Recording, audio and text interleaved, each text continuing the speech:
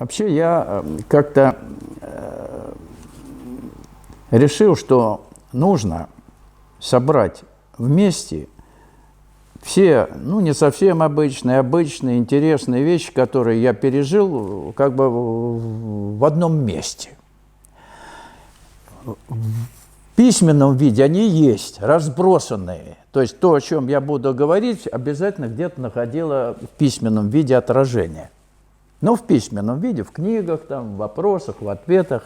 Так что в одном месте, и вот так написать, взять и писать по каждому пункту, а пунктов 67.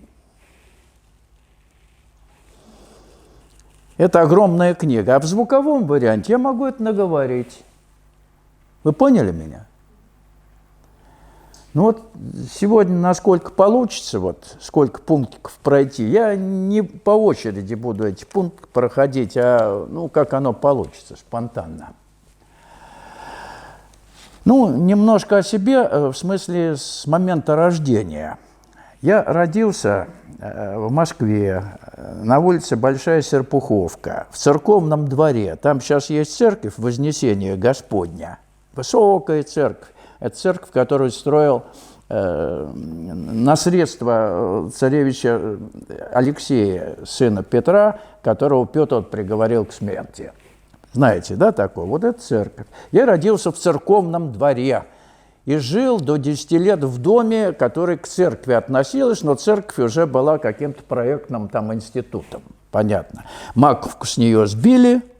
Вот. И вот со сбитой маковкой, вот на эту маковку, сбитую, а церковь высоченной, я в 10-летнем возрасте забирался смотреть салют.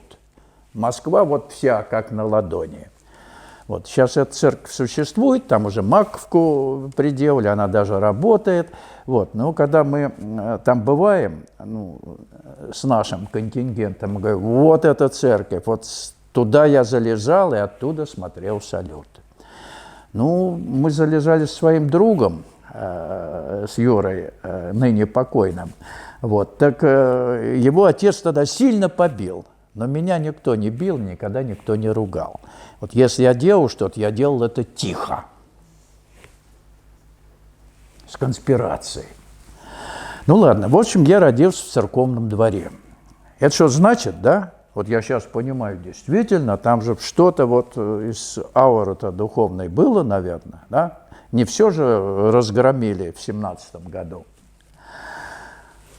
Ну, с чего начать, я как бы решил начать, может быть, с неинтересных вещей, но из неинтересных я 3 эпизода выбрал интересных.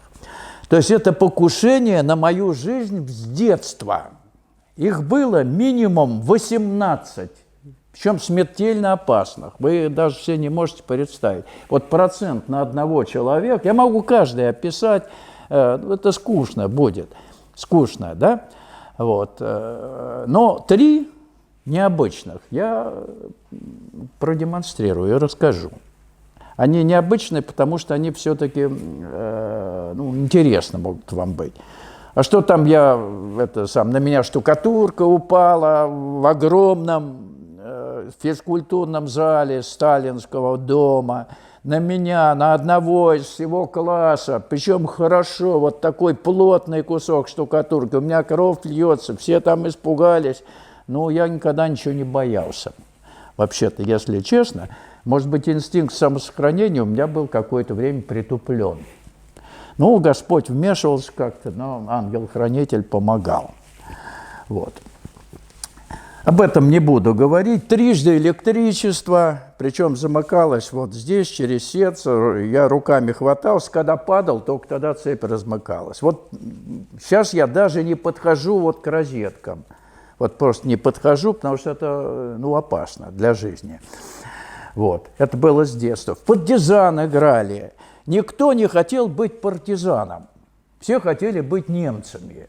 И меня как партизана вешали. И я домой пришел с странгуляционной бороздой. Мне мама говорит, что такое? Так вот вешали как партизана. Жив остался. Причем действительно там надо было вынимать меня из петли. Поняли, да? Ну, вот я такой вот был. Вот события, да, еще автомобиль. Автомобиль – это классика. Вам в кино показывают, как вот сшибают на капот, он отлетает. Вот я в нормальном варианте. Меня капотировала машина, головой разбиваю лобовое стекло и глиссирую по наледи, по асфальту. Отделался легкими синяками. Меня тело сгруппировалось каким-то особым образом. Вы можете себе представить? Разбиваю стекло. Правда, я в Аляске был, хороший колпачок был, нормальный. Уже на пути был, работал на пути. Вот отвлекся, переходил дорогу по диагонали вдали от перехода. То есть только из реальности выпадаешь, враждебные силы тут как тут. Это я вам советую быть очень бдительными. Стали на путь, очень будьте внимательны, потому что вы прицельно враждебных сил на примете. Понятно? Это очень важный момент, я не шучу, это на самом деле так. Вот.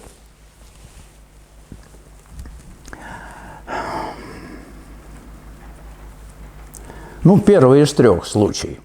Рассказываю. 3 я выбрал, чтобы рассказать поподробнее. Ну, первый такой знаменательный случай, он на всю жизнь отпечатался у меня, на всю оставшуюся жизнь, ибо я получил пример, что после смерти тела жизнь не прекращается. Представляете? Сразу в 6-летнем возрасте мне было это продемонстрировано. Ну, я утонул по-настоящему, не умея плавать. Мы с бабушкой в деревне мы жили, летом отдыхали, пошли на пруд. Она пошла полоскать белье. Местный мальчишка деревенский, он нырял, разбегался там в воду, а я плавать не умел, естественно. Но где-то в какой-то момент меня почему-то потянуло, ну, какие-то силы меня потянули и заставили нырнуть, как вот этот парень нырял в воду. Что дальше? Дальше я слышу противный звон. Вот вы, наверное, слышали истории, как рассказывают люди, которые побывали на том свете. Это Моуди, вот много примеров приводит. Вот звон и туннель, набегающий. Туннель, я, в общем-то, в этом туннеле этот противный звон, никакого страха, я понимаю, что я тону. И одна единственная мысль была: маму будет бабушка ругать, что я утонул. Все. То есть мысль, что бабушку мою будет ругать мама за то, что я утонул. Но я понял, что я уже не здесь. Вот такой интересный момент был. И дальше вот после этого звона, а этот звон и набегающий этот туннель – это выход из тела, физического, тонкого тела. Я вижу этот пруд, на берегу которого вот я был и нырял. Вижу фигурку женскую, наклонившуюся. Эта фигурка что-то делала. Я вначале-то не идентифицировал ее, как мою бабушку, которая меня откачивала, вот, а просто был над этим прудом. Мне было легко, не страшно, замечательно. То есть я парил без тела вот в воздухе. И потом следующее переживание. Я не могу вдохнуть, из меня льется вода, я на коленях у бабушки. Хрип, вот этот хрип. Вот с тех пор я ожил. Она меня реанимировала. Она вынула синий трупик оттуда. Нога показалась, она не умеет плавать, сама говорит: вот, я увидела твою ногу, схватила и тащила. Вытащила. Я мертвый. Но она к Богу, естественно, обратилась. Вот, ну, Господь помог. И вот с тех пор малейшая вот капелька воды, может быть, а у меня однажды в варенье попал, на голосовую щель, идет спазм, все.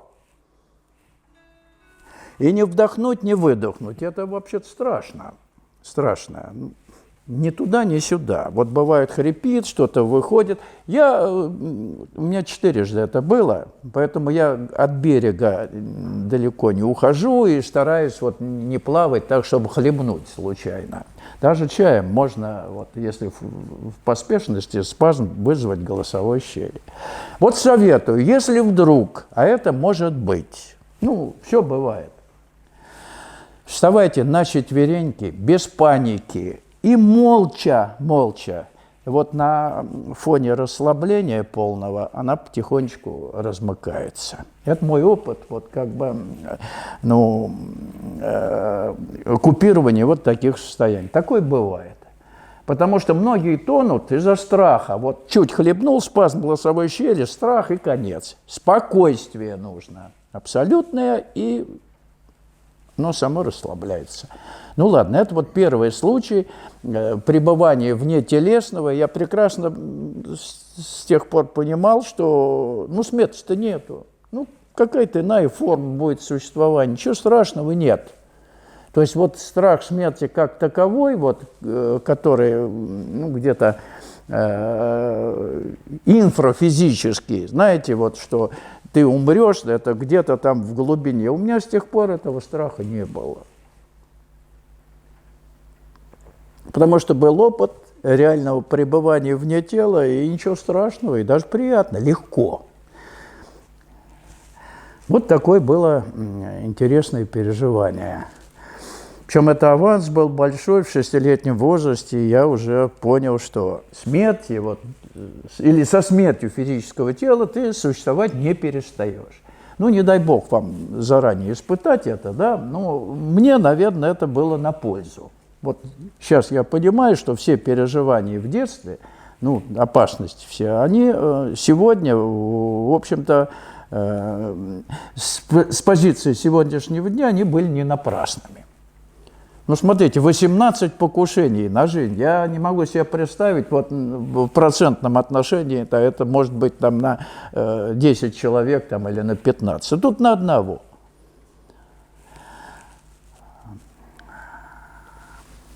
Как по гороскопу, это уже я на пути был, работал в полной мере, много чего натворил, в смысле полезного в работе на пути. Мне сделали гороскоп. Вы же все любите гороскопы, да, там смотреть, что вы, кто вы, вообще как, что вам надо подкорректировать. Так вот, по гороскопу у меня 100% опасность от воды и от укуса змеи или скорпиона. Я насчет опасности. Там все остальное – это ерунда. Там, ты такой, ты сякой. Там. Я понимаю, что вообще сам по себе гороскоп – это нечто, что матрицу эгоистическую вашу высвечивает. То, против чего надо выступать, с чем надо, в общем-то, расставаться. А люди начинают это культивировать. Поняли, да? Вот такая тонкость с этими гороскопами. Это твои проблемы там высвечиваются. Если у тебя успешность, ты должен там что-то делать, умаляй эго, а иначе погибнешь. Понятно? То есть там все до наоборот надо понимать. Я в этом убедился. Так вот, ну ладно, вода была. Вода самый, ну, почти самый первый опыт. Ну, самый первый опыт, наверное, я в грудном возрасте, когда меня выписали с мамой из родильного дома, в месячном возрасте, пневмония тяжелейшая. Представляете, в месяц вот, антибиотиков нет, ничего. Это первое покушение на жизнь. В месячном возрасте. Ну, выжил. Ну, а дальше, ладно. Так вот, значит, вода была, а укуса скорпиона или змеи не было. Ну, вы сейчас будете смеяться, но для того, чтобы исполнился гороскоп, а это было до того, как мне его сделали, я в 21-летнем возрасте, будучи на сборах институтских в военной кафедре в лагерях, стоял на посту с огромным кинжалом в руках. Автомат не давали, пистолет не давали, но кинжал был. Лето было, солнышко. Смотрю, змея греется на солнышке. Такие глазки черненькие, язычок вот так высовывается. А у меня вообще тяга к пресмыкающим всегда была. Я ее так аккуратненько взял за головку. Она поднес, смотрю на нее, она глаз... Потом раз, что-то там спугнулась, и она меня за палец. Теп! Я ее бросил. Ну, потом, пришлось отрубить ей голову. Я вот сейчас до сих пор вот грешник. Вот, сам ее взял, и пришлось рубить голову для того, чтобы показать, кто тебя укусил. Я понимал, что это не шутка. Оказалась серая гадюка. Потом. Вот. Я выдавил все, что мог выдавить. Все-таки врач почти. Вот. Жгут себе наложил, там что-то снял, какую-то веревку. А у меня в штанах была веревка. Штаны поддерживал веревкой. И вообще я ходил, все сборы в кедах. Все ходили в сапогах, а я в кедах. У меня там ноги как натерлись. Мне сказали, можно в кедах. Вот я ходил в кедах. То есть был какой-то такой не совсем армейский вариант. И тут меня кусает вот эта вот тварюшка. Естественно, я доложил об этом событии. Все руководство, которое там было, они просто обалдели. Это вообще ЧП. Что делать? Звонят, скорая помощь, мы в лесах где-то были, в госпиталь в Калинине. Это был город Калинин, сейчас Тверь. В госпиталь немедленно. То есть приезжает машина, меня забирает, и везут меня в госпиталь. Привозят в госпиталь. Я, самое интересное, не боялся. Укусил и укусил. Подумаешь, мало ли кто тебя кусал. Вот. Змея так змея. Я серьезности не придавал этому событию. Привозят меня в госпиталь. Молодой человек привозят с укусом явно змеи. Змея в банке была голова. Там сразу определили, что это гадюка. 30% смертельный исход. 30. Все-таки много, наверное, да? Вот. Здесь вчера была передача, или позавчера, о Николае Николаевиче Дроздове рассказывали по каналу «Звезда». Знаете, в мире животных. Вот его, когда укусила гадюка, он внимания тоже не придал. У него распухла рука, страшно, гангрена началась. Руку чуть не отняли, но он к врачу не обращался. Дней через 5 чуть руку не потерял, но его вылечили. Гадюка тоже его укусила. У меня опухает рука, поднимается температура. Вот. Но оказывается, что антидота против укуса гадюки в госпитале нет, только против гюрзы. А гюрза в Средней Азии. Поняли, да? То есть, в армии так, там на все случаи жизни предписано, если ты даже на Дальнем Севере, то против гюрзы должна там быть какая-то вакцина. Вы поняли меня, да? Там все по расписанию, там даже лечат, потому как написано. Так же, как в 4-м управлении Минздрава СССР, когда Кремлевка была, там лечат строго по расписанию. Если врач, у меня мой товарищ там работал, недавно он только ушел оттуда, из этой системы, им всегда говорят, вы пишете историю болезни для прокурора. Там же ответственные люди, высокопоставленные, значит, надо что написано, как лечить, ни на шаг не отступать. Видите, против гюрзы мне не стали делать сыворотку, потому что сказано, что если гюрза только укусит, а против гадюки не было. Я неделю пролежал в госпитале, температура и отек был, и больше ничего, нормально. То есть я попал в 70%. 30 смертельный, 70% я жив остался. Но самое интересное, что наши ребята, которые были на этих же сборах, они ходили в дождь, в грязь, в какой-то там немыслимый поход, дней на 5. Представляете, в полевых условиях. А я лежал в палате. Ребята восточной национальности в госпитале прислуживали, мне приносили в постель еду, и вообще я был в тепле. То есть мне повезло. Укус гадюки спас меня от этих самых ужасных походных условий, когда лил дождь, грязь, и надо было там ползать на животе. Так что, видите, так что укус гадюки по гороскопу исполнился. Но я сам просто должен был, наверное, это исполнить. Рука у меня потянулась к ней. Вы представляете? о силе вот гороскопа. Вы сейчас вот будете смеяться, но это на самом деле так. Представляете? Вот. Ну ладно. Это второй случай, да? Ну, я понемножку рассказал еще и другие, но вот второй случай серьезный. А третий случай это, ну, как бы случай недавний. Летели мы, да, я все-таки расследователь авиационных происшествий, с этой стороны все-таки что-то должно на меня было нападать. Водный транспорт я пережил страх, когда я на середине реки Ахтуба, есть такая река Ахтуба, да, она от Волги отходит в районе Волгограда. Я посередине реки, на меня метеор движется вот с этой вот штукой, которая тебя разрежет, и все, на крыльях, на подводных. А я посередине, у него нос задран. Я плыву, а понимаю, что мне грозит смертельная опасность. Это я уже тоже на пути был. Ну, дурил, не надо было переплывать, а переплывал почему? Потому что по расписанию эта заря не должна была ходить.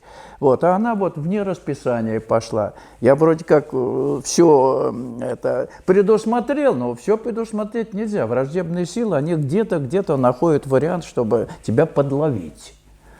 И вот она идет на меня, я по центру, ни туда, ни сюда. Куда? Она просто вот идет на меня. Ну, вариант, ну, я понимаю, могло нырнуть. Ну, там же эти вот молотилки всякие, не вариант. И тогда я, наверное, волею Господа из воды приподнятой, как ватерполисты. Знаете, ватерполисты, они по пояс могут вообще из воды, ногами работая, выходить. Да, и у них упражнения очень интересные, у ребят, ватерполистов. Я делаю небольшие отступления, не страшно. Называется «читать газету». Они должны одними ногами, чтобы газету не намочить. Вот у них упражнение, так, читать газету. Вот. Так вот я, не имея газеты в руках, по пояс, ногами работая, вышел из воды и начал махать руками. И только метров 30-40 вижу белый флажок из кабины. Он машет, что с этой стороны я тебя буду обходить. Все, я успокоюсь. Что он меня заметил и обходит вот с левой стороны. Вот так вот. Страх здесь был. Вообще было страшно, честно говоря. Ну вот тоже... Да, теперь странно, да, вот работая в авиации, я там вроде как не сильно подвергался нападкам. Работая в авиации, в смысле расследую всякие неприятности. Вот. И вот такая ситуация случилась. Мы летели из Москвы в Симферополь. Я когда сижу, я обычно сижу у окна, я знаю доподлинно, что, когда должен делать пилот, на каких этапах там, полета. Вот на посадке я прекрасно знаю. У меня вот все это в моем алгоритме внутреннем, потому что когда я расследую происшествие, анализирую запись черных ящиков, я пилотом становлюсь. Я все его переживания, все, что он делает, это мое. Я посекундно знаю, я даже без часов знаю, вот сейчас вот давай держи, вот сейчас выдержи, вот, потихоньку, не спеши, вот сейчас можно, то есть опустить ногу. Я все время как бы вот, становлюсь пилотом, на посадке уж всегда. На взлете там попроще, 25 секунд, 270 километров скорость, отрывайся. И то бывает. Вот оторвались, помните катастрофу с Боровиком? Боровик был, журналист. Помните, очень простая вещь, вообще ситуация детская. Это в 2004 году, по-моему, было. Артем Боровик, да, с Бажаевым, с бизнесменом на частном самолете, они Як-40 самолет взлетали, и самолет перевернулся и упал. Там столько шума было, покушение на Боровика, там это, а вообще дурь, простая человеческая дурь, элементарная дурь. Ну, рассказать про дурь. 2 секунды, буквально. Они должны были лететь из Москвы в Киев. В Киеве горючка дорогая.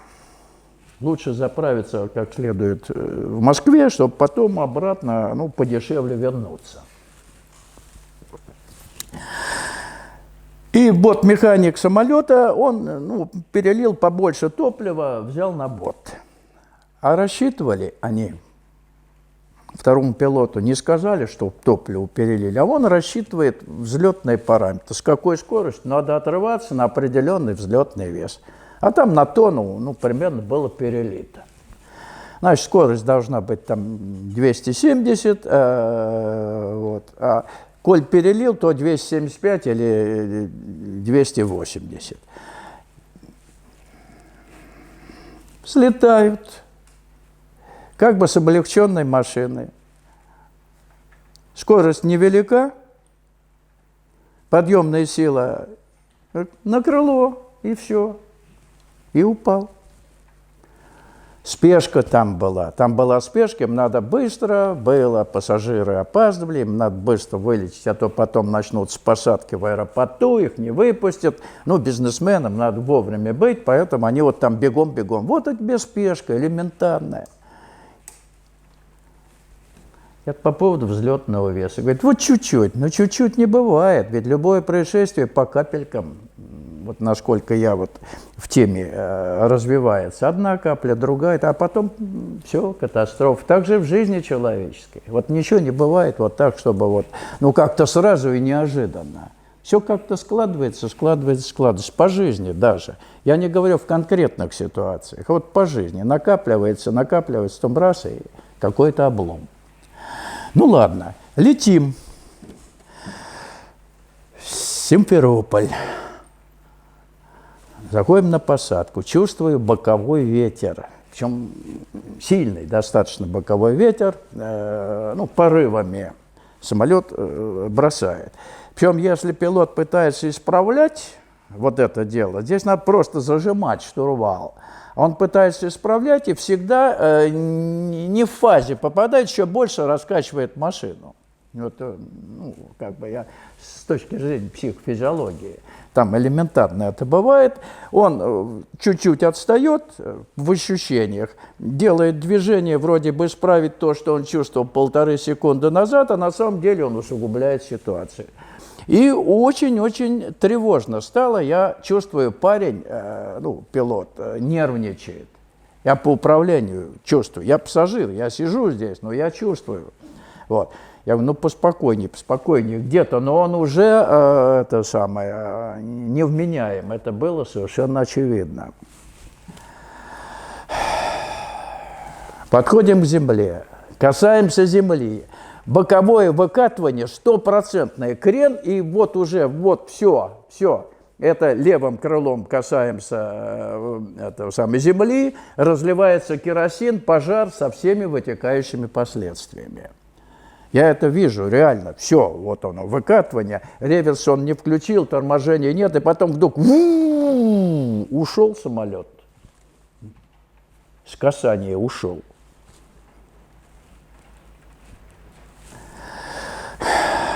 Ну, слава Богу. Это еще не все, я вам расскажу. Это только начало. Минут 15 парень молчит. Я понял, что он не понял, что случилось. Не он уводил самолет явно. Если бы он уводил, он бы разобрался. Потом я выяснил, когда уже в Москву прилетел, я на работу зашел и говорю, вот такой-то рейс, посмотрите, что там был, почему он ушел. Автоматика там сработала. Автоматика, вот есть переднее колесо и 2 стойки сзади, да? Он пришел на 2 стойки, на переднюю и на левую, на одну, а правая не обжалась, и автоматика увела на 2-й круг. Если бы не было автоматики, это катастрофа. Просто вот страшная катастрофа, причем на земле с пожаром. Автоматику увела. Минут 15 он молчит, потом слышу, ну, более-менее спокойный голос, там, ввиду там непосадочного положения самолета, мы будем делать повторный захват. Ну, я как мог его успокаивал, сидя в качестве пассажира. Я говорю, ну ладно, парень, давай потихоньку, потихоньку. Но уже как-то действительно потихоньку самолет сел. Но это еще не все. Наш товарищ из нашей же группы, ну, мы летели делегацией небольшой из Москвы в Симферополь, он снимает фотоаппаратом 3 светящихся объекта у левого крыла. У нас снимки эти есть. Ну, как НЛОшные. 3 объекта. Они меняют положение. Снимков несколько было. Ну, вот хочешь верь, хочешь нет. Потом, после, он говорит, Александр Васильевич, смотри, вот я наснимал. Но я тогда сопоставил с тем, что произошло, и с тем, что он наснимал. Понимаете? Ну, вот такое необычное было событие. Вот. Это как бы из 3 вот значимых покушений, вот одно было вот таким. Ну, ладно. Теперь об опасностях для жизни. Все, закончили, да? Закончили. Ну, наверное, у вас может возникнуть законный вопрос сейчас. Ну, коль я обращаюсь там к разным своим переживаниям вот, на разных этапах работы на пути, у вас, наверное, законный вопрос возник. Какое было самое яркое переживание вот в работе на пути? Вот самое яркое, которое, ну просто вот 100% вас сподобило идти до конца. Так вот, это самое яркое переживание было еще до духовного рождения. Я стал на путь где-то в сентябре 90-го года. В молчании ума открыт был поток. Поток я очень хорошо ощущал, энергетика внутренне пробудилась. И вот где-то спустя месяца 1,5 с момента открытия потока я сидел за столом в комнате дома вечером, переписывал текст Агни-йоги. Я сейчас не советую вам даже Агни-йогу близко к себе подпускать, потому что там полно оккультизма. Очень опасное чтиво, так же, как «Роза мира» Андреевская. Чтение очень опасное. Но я переписывал это, уже имея некоторые прозрения, понимая, фильтруя то, что не надо, а то, что можно принять. Потому что в Агни-йоге половину можно принять, очень интересные вещи там, но Елена Ивановна, она молодец. Она от себя ничего не добавляла. Вот то, что не сходило сверху, она все это писала. То есть там никакой корректировки тому, что она выдавала на бумагу, не было.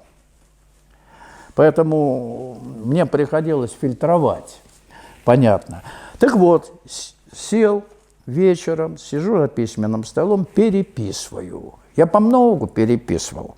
Разной всякой литературы. Агни-йогу я практически всю переписал. Вот эти 5 томов. Ну, практически. Кое-что выпускал, но переписывал. У меня вот такие толстые, огромные тетради. Там где-то 10, наверное, 2 этих тетради, в каждой клеточке мелко, причем каллиграфическим почерком. То есть это мне помогло установить связь с потоком. Все, внимание, в точке. Вот оно, ум не работает. Я переписывал механически, совершенно не оценивая ничего. Ясно? Просто переписывал. А когда вы начинаете оценивать, включается ум, то толку от вашего переписывания никакого, 0. Понятно, да? Переписывать без ума. Просто механически переписывал. Сознание в одной точке, точка сборки, как у этого самого Кастанеда, если помнить, только не дай бог с Кастанедой знакомиться. Вот. Вот. Но вот это точка сборки. И вот здесь и идет поток у тебя, классика. И тут чувствую, а это действительно было у меня впервые, я ощутил вход в макушку плотной, вязкой энергии. Это супраментальная энергия. она энергия как бы более высокого качества, чем обычная, которая у тебя шумит в ушах. Вот обычная энергия может тебя в духе родить, а вот супраментальная сила, она способна наработать, или с ее помощью, способна наработку тонкой вибрационной структуры носителя жизни вечной. Это качественно другая энергия, она тоже в макушку головы входит, но качество ее совершенно другое. Это плотная, вязкая энергия. Чем плотнее энергия, тем тоньше вибрация. Поняли или нет? Кажется, что там грубое должно быть и грубым. Нет, вот чем плотнее энергия, тем тоньше вибрация, которая в основе этой энергии лежит. Это я как инструмент. Я с некоторых пор инструмент того, что со мной происходит. Никакие инструменты, там амперметры, вольтметры мне не нужны. Я на собственной шкуре все очень хорошо испытываю и ощущаю. Так вот, пара-тройка очень плотных в макушку головы входов энергии, это физически ощутимо. Представляете, в макушку головы что-то вдавливается. Как будто из какого-то тюбика очень плотную энергию. Я понимаю, что это энергия. Аж сердце останавливается. Раз сюда, и такая остановочка легкая, потому что сердце пугается этой энергии. То, что у вас входит макушка, обязательно по всем энергетическим центрам, эзотерика ваша, она срабатывает обязательно.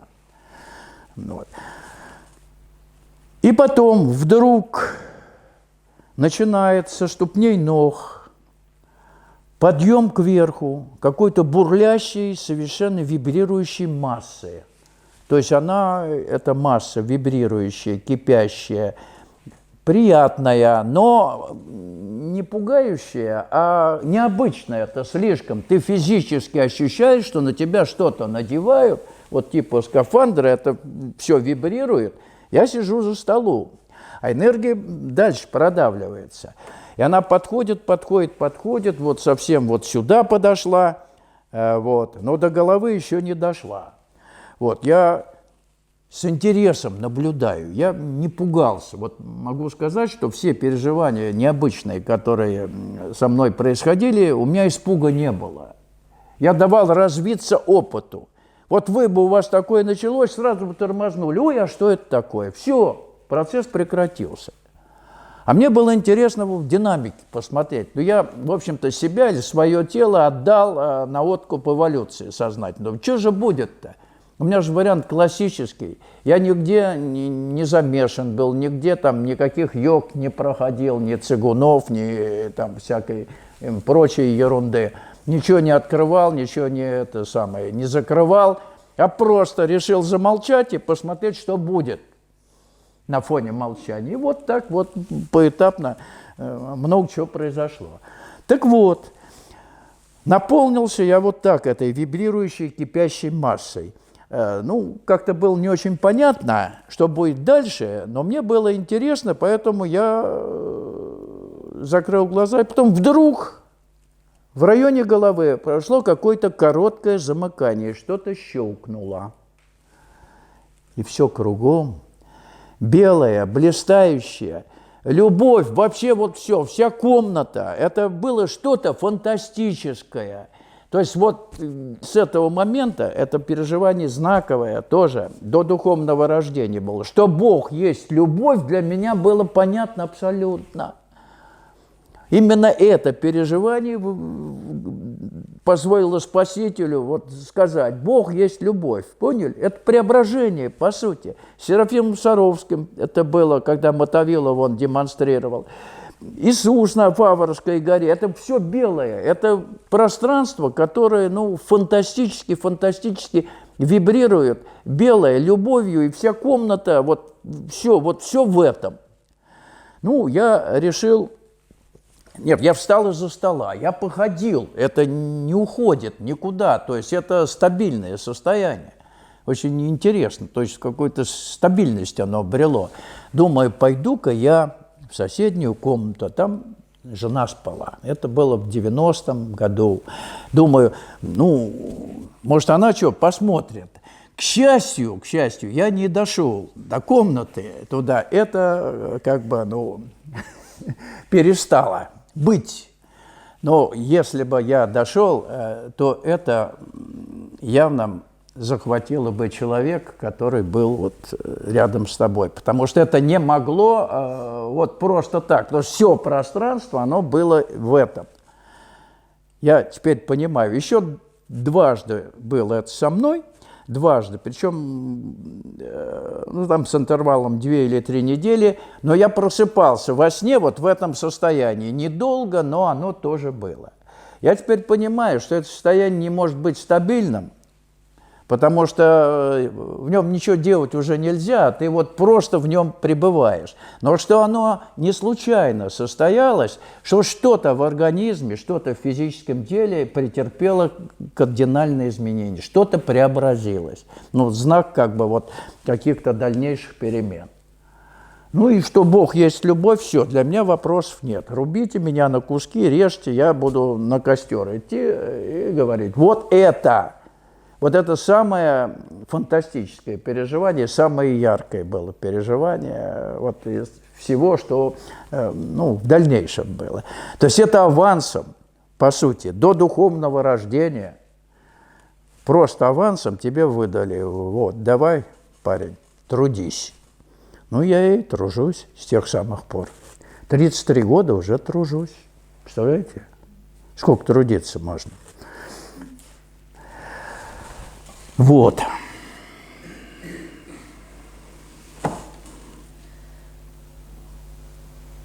Это самое яркое переживание. Ну, яркое по-своему переживание, но очень болезненное в преддверии – это духовное рождение, конечно. Оно яркое, но на подходе к нему столько было проблем вот телесных страхов. Голова-то не боится, а телесный страх, тело начинает бояться. Вот против телесного страха, ну, ничего поделать нельзя, надо его принять.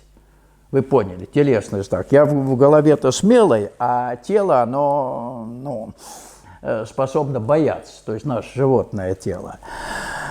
Ну, я шел медитативным путем.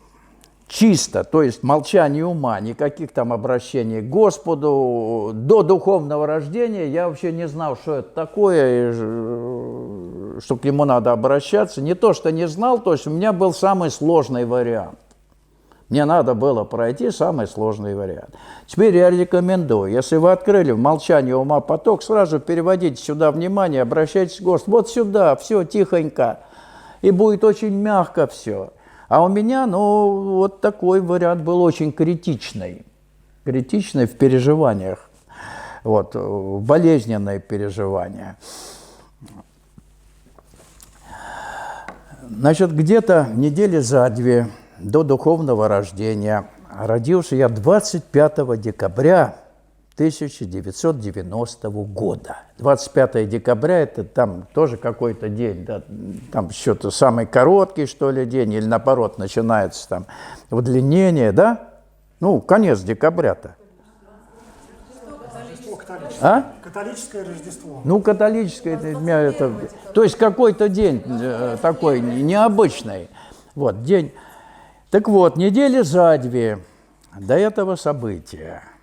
А у меня энергетика пошла. Я вообще мог вот врачевать, мог вообще делать что угодно, махнуть рукой там. Ну, значит, вот разгул энергетики. Когда пошла энергия, а еще душа-то не на месте, то вообще хочется вот там ее куда-то направлять.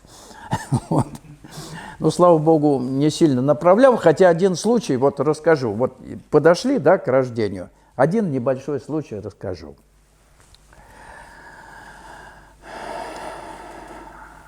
Сидели мы на работе, у меня в кабинете, я и еще 3 человека. Сидели, обсуждали проблему. Тогда вышла книга какого-то японского ученого, что вода – это поликристалл, ее можно зарядить, она там что-то впитывает информацию, вообще фантастика полная. Вот. Обсуждали. Ну, я вроде как нейтральный свидетель, а 2 человека начали спорить между собой, что один говорит, да все это ерунда, ну, такой материалист, матерый. А другой говорит, да нет, это же вот замечательно, его можно положительно зарядить, потом она будет тебя лечить, и вообще... Конечно, да, положительно можно зарядить, проблем в этом нет. Оно ощущается, когда оно зарядится, потом разбавляя, она все время заряженной будет. Вот. Но это тоже личный опыт. Так вот, и стоял, я сидел за своим рабочим столом, они за журнальным столиком эти вопросы обсуждали. Стоял там графин такого серого цвета, казенный графин и стакан, ну, как в учреждениях. Стоит он на этом журнальном столике, графин. Вот. Я, как третейский судья, я не сильно вмешивался в их споры. Я-то знал, что на самом деле это так, и что я буду спорить. Но я почему-то накопил в себе, ну, не то что злобу, а недовольство вот тем человеком, который говорил, что все это ерунда. И я направил всю свою энергию на этот графин с водой. Думаю, сейчас я...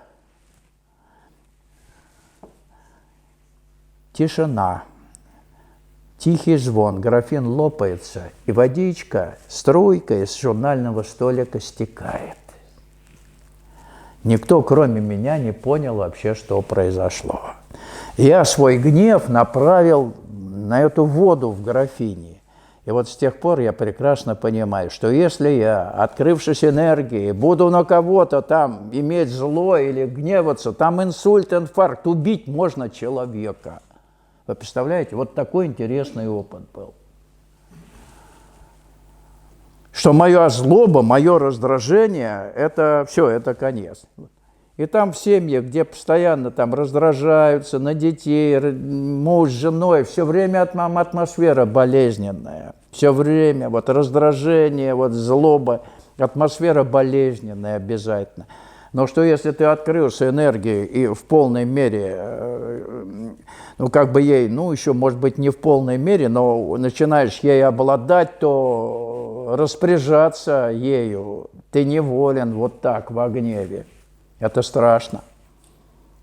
Вот с тех пор у меня вот на это табу. Как я буду на кого-то гневаться? Если я начну на кого-то гневаться, ну, погубить человека можно. Я понимаю, насколько это сильно. Но это я так говорю. Вот видите, вот такой опыт был. Опыт вот накопления негативной энергии. И вот я ее в воду выпустил. Они там спорили на эту тему. И этот графин долго хранил.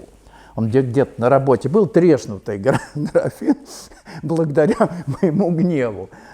Причем это было в тишине, и она тонкой струйкой, вода, там столик был, потекла на пол. Ну, там за тряпкой сбегали, все убрали. Я понял вообще, откуда ноги растут. Вот такой был интересный опыт. Ладно, теперь преддверие духовного рождения. Где-то недели за две меня стали посещать страхи. Вот телесный страх совершенно непонятный, хотелось бежать даже куда-то. Ну, я сдерживался, понимал. Я еще не знал, что страхи есть преддверие духовного рождения эгоиста большого, каким я был. Ни о ком Боге я не помышлял, огромное эго было. Так что мой вариант духовного рождения самый тяжелый, наверное. И это правильно, потому что все более легкие варианты, они мне понятны. А если бы я легко родился, то я думал, да это ж ерунда, да. А у меня самый сложный был вариант. То есть это было, ну страшно, в смысле накатов. На работе вот сижу, накат. Мне страшно. Если бы я знал, что к Богу надо обращаться, и как бы снимать это, а меня вынудили в момент рождения к Богу обратиться. То есть меня загнали в угол, и только тогда я обратился к Богу. Вот. Это было страшно. На работе за где-то недели за две все чаще эти приступы по несколько раз в день. Приступы страха, и вот что-то здесь вот внутри непонятно, что-то должно быть, не знаю что, но тело пугается. А поток шел гораздо больше, чем обычно. Чтобы обеспечить духовное рождение, нужен более интенсивный поток. Вот, это я теперь понимал. И чем он интенсивнее, тем больше тело пугается. То есть на клеточном уровне клетки пугаются. Пугается этой необычной энергией. И потом где-то финально пришел я с работы вечером. Мне было очень-очень муторно. Я ужинать не стал, я так сослался на плохое самочувствие, ушел в спальню, думаю, лягу спать. Ну вот что такое лягу спать, когда у тебя вот тут все, вот что-то должно быть, я не знаю что, лег, накрылся подушкой с головой, но уснуть невозможно, и потом вдруг вот на пике страха, вот страх был вот просто, не знаю, вот исчезнуть и провалиться. Вот самый хороший вариант – это без следа и памяти исчезнуть. То есть эго мое корчилось. Представляете, как корчится эго, когда его эта божественная сила или душа начинает пересиливать. У нас же на первом плане всегда эго, в духовной работе тоже эго. Если вы молитесь, медитируете или какой-то метод используете, эго его использует. Метод использует эго. Вы понимаете, о чем я говорю? Вот в конечном счете метод должен перестать существовать. Понятно? Вот тогда эго и все упраздняется. А если вы до сих пор молитесь, медитируете или что-то делаете, это эго. То есть вы позволили эго вами завладеть, и он через посредством метода, этот наш узурпатор, держит нас в своих руках. И все. Потому что в конечном счете метод используется для открытия силы, а потом ты этой силе предаешься с уверенностью, и метод, он должен просто сойти на нет. Вот и все. Ты должен жить потом уже в новом качестве, просто, в обыденной жизни. А люди тешатся методом, молятся, там, медитируют, занимаются какой-то ерундой. Толку-то от этого никакого. Какая духовная работа? О чем вы говорите? Вот. И вот на пике этого страха я, Господи, исчезнуть бы, вот слово Господи сказал, и как-то раз, и так легко стало, как будто лопнул внутри нарыв. И вот так все теплом расползлось, это было такое счастье, просто фантастическое. Я уснул измотанный там неделями вот этой вот, неделями атак вот этой эгоистической моей сущности, которая не желала исчезать. Вот. Утром просыпаюсь. Вот вы смеетесь, в книге я это описал. Я обнял холодильник, стал целовать кота. Думаю, Боже мой, какое счастье! Вообще, вот я люблю все и всех. То есть это переживание, конечно, яркое, очень яркое, но выход на первый план нашей истинной сущности – это еще не финал, это только начало серьезной духовной работы. Потому что эго будет пытаться установить свои права, оно будет из всех щелей лезть, оно будет вас сбивать с пути, сбивать с толку. Поэтому довольствоваться только духовным рождением – это только начало. И вот где-то месяца полтора я был вот в этой любви, эйфории любви. В метро хотелось всех обнять. Вот перед Новым годом это было, я в книге привожу этот пример. Сотрудник один наш, очень такой суровый, который на меня все время наезжал по поводу того, что я там пилотов пытаюсь оправдывать, а он такой технарь, знаете, вот, чистый технарь, грубый такой. У нас с ним всегда были конфликты в комиссиях по расследованию. И вдруг перед Новым годом я его обнимаю и поздравляю с Новым годом. Он обалдел. А я в нем увидел ребенка, который вот, злой он, он ребенок. Понимаете, вот это в новом качестве. Вот хотелось вообще всем объяснить, как все просто. Ребята, ведь, любите друг друга. Вот, так кажется, да, попробуй специально полюбить, друг друга. Вот. То есть в этом надо состояться. То есть это действительно была эйфория любви. Месяца полтора. Потом это как-то вот постепенно, к счастью, угасает и нормально. Потому что в этом состоянии тоже нельзя. Ты как блаженный, как сумасшедший, городской сумасшедший будешь, и все. Если ты зациклишься на этом состоянии. Но мне же надо на работу было ходить, что-то делать. Если бы я где-нибудь в отшельничестве был, может, я бы там вот в этом блаженстве бы и пребывал до бесконечности. Вот. Но в мир надо возвращаться и трудиться. Вот. Так что моя работа вся была с помехами на пути. Да? Я же в миру был, нигде не прятался, не уединялся. А в миру наиболее эффективная работа. Там эго надо умалять, смирение обретать. Тебя будут кусать, колоть, там, шпынять, а ты должен, да, принимать, соглашаться. Без смирения на этом пути делать нечего. А эго всегда в несмирении проявляется, эго-то. Когда вы возмущаетесь, там что-то у вас не так. То есть эмоциональная сфера всегда колеблема нашим эгоизмом. Заметили? Так что вот в рекомендациях, вот в книге «Снова о главном» я пишу, если вы эмоционально на что-то отреагировали, неважно, вы не правы. Ни ситуация, ни человек, вы не правы, вы не должны эмоционально реагировать ни на что в конечном счете.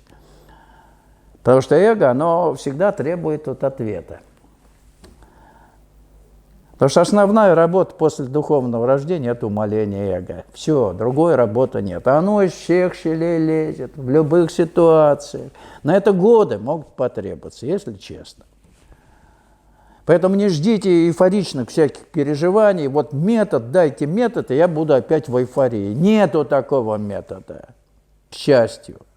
Убирайте эгоизм, убирайте, и тогда будет благодать. Вот то, что действительно даст вам возможность пребывать в состоянии, просто радости без всяких причин. Благодать это называется, ананда это называется в индийской этой самой мифологии. Ананда. Радость просто жизни. Не яркая, не такая вот фонтанирующая, а тихая радость просто жизни. Все. Что еще-то надо? Что вы еще хотели получить? Жизнь беспроблемной. Потому что все проблемы, они не создаются, они до того, как создаются, они разрешаются. Потому что все на тонком плане вообще-то разрешается. Мне тоже было показано, что все, что с нами происходит в жизни, формируется обязательно на тонком плане, предварительно. Были вещи и сны, на самом деле, по моей профессии. Вижу, во сне произошла катастрофа. Вижу марку самолета, хвостовая часть, даже номер. Дня через 2, падает такой самолет, я еду на расследование. То есть события еще нет, но на тонком плане оно уже состоялось. Вы меня понимаете, да? Мы не будем говорить, что это через 3 дня. Мы не знаем течение времени, тонкие планы физические, там своя физика времени. Там все по-другому. 3 дня ваших – это может быть мгновение тонкого плана. У нас-то все по часам, а там время другое. На тонком плане вообще квант времени совершенно другой.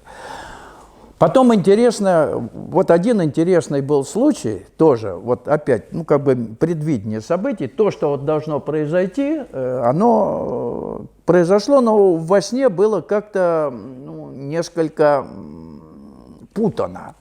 Потом путано тоже не случайно. Рассказываю.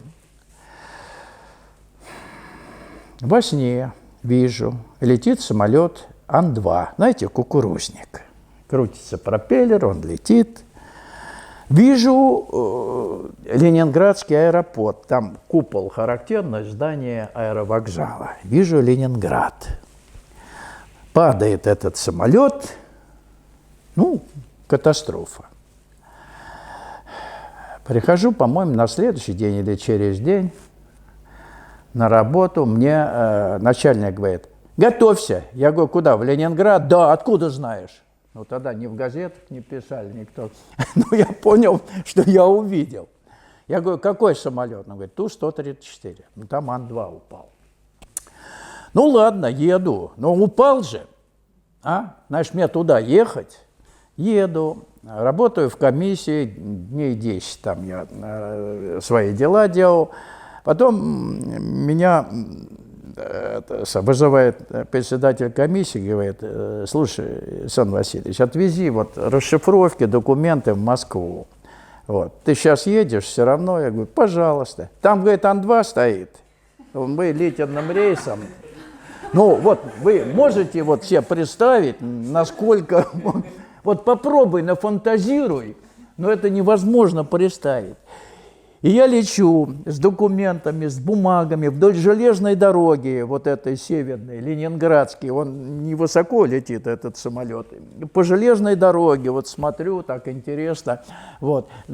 К Шереметьеву подлетаем, я к пилотам подхожу в кабину, они связывают с Шереметьевым, говорят: даем заход, потому что сразу, да, спрашивают: какой? Это Ан-2, там диспетчер обалдел. В Шереметьево, в международном аэропорту Ан-2. Там даже засмеялся. Ну, говорит, ладно, подведем. Вот, так что, вот видите, вот был сон, Ленинградский аэропорт, Ан-2, но на Ан-2 тоже состоялся, видите. Вот так. Поэтому хотите верить, хотите нет, а вообще все события действительно загодя готовятся на тонком плане. И вот то новое супраментальное сознание, о котором я вам постоянно твержу, сознание, которое не допускает ошибок, когда ваша воля человеческая объединяется с божественной волей или волей вашей истинной сущности, там действительно прозревается тонкий план, обязательно. То есть как бы считывается тонкий план, и на тонком плане устраняются все шероховатости и ошибки. То есть они не выходят на физический план. Вот новое сознание работает с упреждением. Оно есть, оно работает. Действительно, деятельность безошибочная. Это я по собственному опыту говорю. То есть ты не утруждаешь себя вот принимать решение в той или иной ситуации. Оно просто приходит. И никаких вариантов нет. Вот как, я не знаю, как вот подумать, чтобы как-то поступить. Я этого не понимаю теперь. Но не теперь, уже давно. Я просто поступаю так, как надо, и все. Без вариантов, без выгоды. И я не могу себе представить, как можно ум включить для того, чтобы принять какое-то решение. Он не включается. Ну, вот такие интересные вещи происходят. Вот. Так что о духовном рождении я вам рассказал. Классика, да, у меня классика, тяжелейший вариант, но к Богу обратился и все. Так что всегда помните, когда вы попадаете вдруг в ситуацию, вот вам не имется, что-то страшно, 5 волшебных слов: «На все воля Твоя, Господи». Вот держите их про запас всегда. В любой ситуации, которая страхами сопровождается, вот, ну просто: Господи, на все Твоя воля. И все, тихо, и внимание сюда. Вот сюда, не на кончик носа, а вот пониже, вот сюда, там, где наша истинная сущность. Вот и все. То есть надо вот эту энергию провести сюда, чтобы воссоединилось то, что над нами, и то, что в нас. То есть мы должны, в конце концов, вот в работе на пути небо соединить с божественным присутствием в нас, с землей, по сути, с физическим телом. Вот только тогда что-то начинает реальное у вас проявляться. Понятно? Когда небо соединяется с землей. Когда вы оторваны, тогда все проблемы. И возникают. Переживания, связанные с выходом индивидуального сознания во всеобщее, в так называемую нирвану, я не знаю, испытывали вы это или нет, но оно достаточно простое. Я, открывшись потоку, дал возможность ему пройтись по всем центрам. Здесь в горле першило, аритмии были. Но у меня аритмии 10 лет были, я даже не понимал, почему. С 30-летнего возраста до того, как я на путь стал. Аритмии каждый вечер. То есть я, занимаясь тяжелой атлетикой, по 10 тонн, там, по 8-10 тонн таская железо, не испытывал проблем с сердцем. Но когда я приходил домой вечером и в состоянии покоя ложился в постель, начинались страшные аритмии. Просто страшные. То есть сердце работало непонятно как. Потом-то я стал понимать, что я поток-то открывался в молчании, вот он и меня вот так вот выматывал. Недавно где-то прочитал, что в России участились именно в мире эпидемии аритмий. В России я так порадовался. Значит, Россия еще Богом не обижена. Именно в России эпидемия аритмий. Вообще вот какое-то вот, наваждение. Я понимаю, почему. Духовный талант у нас есть. Это психогенетика наша. Притягивает душа-то талантливую энергию. Потом аритмии. Вот в этом районе, в этом центре начинаются проблемы. Вот 10 лет я с этими аритмиями каждый вечер жил рядом. Вот. Если бы я обратился вдруг к врачу, сами понимаете, мне поставили водитель ритма, и сердце работало бы как часы. Но я, к счастью, не обратился к врачу. Вот, понятно? Потому что я ничего не пугался. Я думаю, если я столько тяжестей таскаю, у меня ничего нет. Ну, подумаешь, там, перед сном аритмии, пару часов там, помыкаешься, потом ничего, уснешь от усталости. Вот такие были ситуации. Это я к чему говорю? Что если вдруг у вас, вы же люди здоровые, по пути еще не работаете, но мало ли, будет эта энергия притягиваться у кого-то, да, и вдруг начнутся аритмии, побегут люди к врачу и будут пытаться каким-то образом это купировать. Это может быть естественный вариант, потому что нет сегодня эволюционной медицины. Медицина фактор эволюционный не учитывает. Не учитывает вот то, что в каждой точке пространства имеется напряженность той силы, которая должна мир переформировать. Причем со всей очевидностью, чем тем дальше, тем больше напряженность этой силы. Смотрите, люди беснуются, сегодня сходят с ума вообще на планете. Вы заметили или нет? Вот наша концепция, релятивистская концепция психической деятельности, вот где-то 10 числа я выступал на телевидении, это какая-то программа, «День», что ли, я не знаю. Я как раз эту концепцию рассказывал. Эта концепция показывает, что сегодняшнее человечество, вообще человек в реальности не пребывает никогда. Вы всегда реальность воспринимаете через эмоции, и через мысль, через какие-то ваши фантазийные варианты. Да? То есть чистого восприятия реальности нету, потому что человек выпадает из реального времени. Он либо его опережает в эмоциях, либо отстает, анализируя что-то. Поэтому весь мир сходит с ума закономерно. Другого варианта предложить невозможно. То есть это выпадение из реального времени. Это классика, просто классика. Вот кто у меня интервью брал, я ему как-то вот так попытался внятно, если он говорит, да, вот смотрите, Александр, вообще действительно, Запад беснуется. Конечно, они в эмоциях, они вообще с реальностью никак не связаны. Мы показали это при анализе поведения пилотов в экстремальных ситуациях. Когда они входят в эмоциональный режим, это катастрофа, то есть с реальностью связи никакой. То есть наука, вот она вам и эзотерика, ради Бога.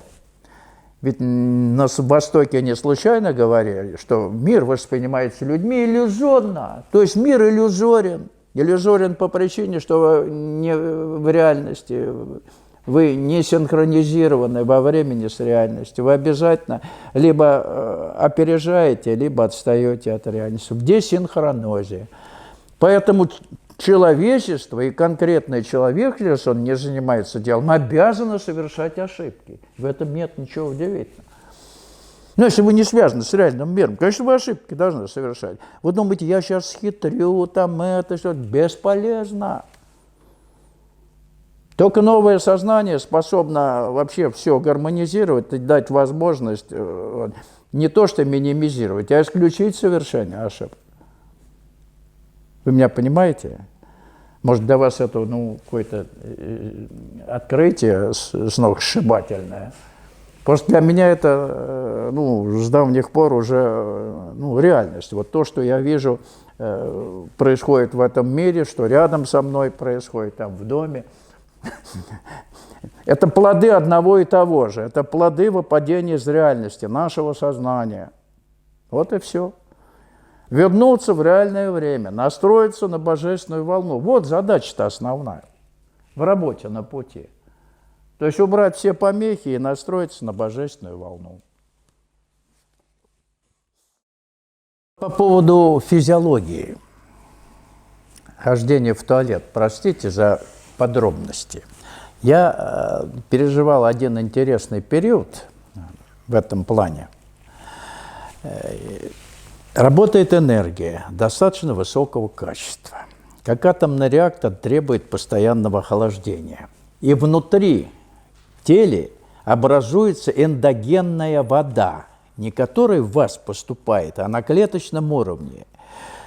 Ну, есть такое заболевание, официально, несахарный диабет. Много пьешь, а с сахаром не связано. Так вот, это очень простая вещь. Человек в потоке, образуется много воды. То есть нужно охлаждать организм. Я притом специально проверял. Вот ложусь спать, вес, горшочек, взвесил сколько. Вы меня понимаете, что вес после того, который, значит, минус вода, там еще что-то, а он такой же вес. Значит, откуда вода-то взялась? Ниоткуда. Она просто образовалась. Вы меня поняли? То есть это как атомный реактор. Требуется охлаждение, перегрев, и образуется эндогенная вода в результате каких-то там суперхимических тонких реакций. Ясно? Так что туалетные дела, они могут, вот тех, кто не слишком адаптирован к потоку энергии, они могут очень хорошо сказываться. Вот. Но это связано с выделением воды. Чисто вот как реакции, ну, химические или где-то на субклеточном даже уровне. Ясно? Так на чем мы остановились? На выходе в нирвану? А? Да. Вот что это такое. Открылись потоку, открылись, он работает, прошел через все центры. Мы замкнулись на аритмии, понял, да. То есть сюда, потом дошли до сердца, я на аритмию перевел стрелки, да. Ниже пошла энергия. Вот здесь у вас, в этом центре, в проблемном желудочно-кишечном, боли там или еще что-то, пошло ниже, позвоночник болит, поясничный отдел, ужас какой-то. Но это не связано с болью в позвоночнике. Это опять работа потока, который дошел до центров ниже пупка. Болит позвоночник. Люди бегут к врачу, лечить позвоночник, им обязательно что-то находят, а иначе как? Зачем вы туда пришли? Что, врач дурак, что ли? Да, вы же будете постоянно его клиент, и он до смерти с вашей, или его будет вас эксплуатировать. Так или не так? Современная медицина, она сегодня вот такая. Я ее называю криминогенной медициной. Если нормальный врач придет в этот центр и не найдет у пациента, у пришедшего за консультацией болезни, его выгонят сразу же. Я имею такие примеры. Вы поняли? Итак, доходит эта энергия до нижнего центра, где свёднута змеёю энергия кундалини.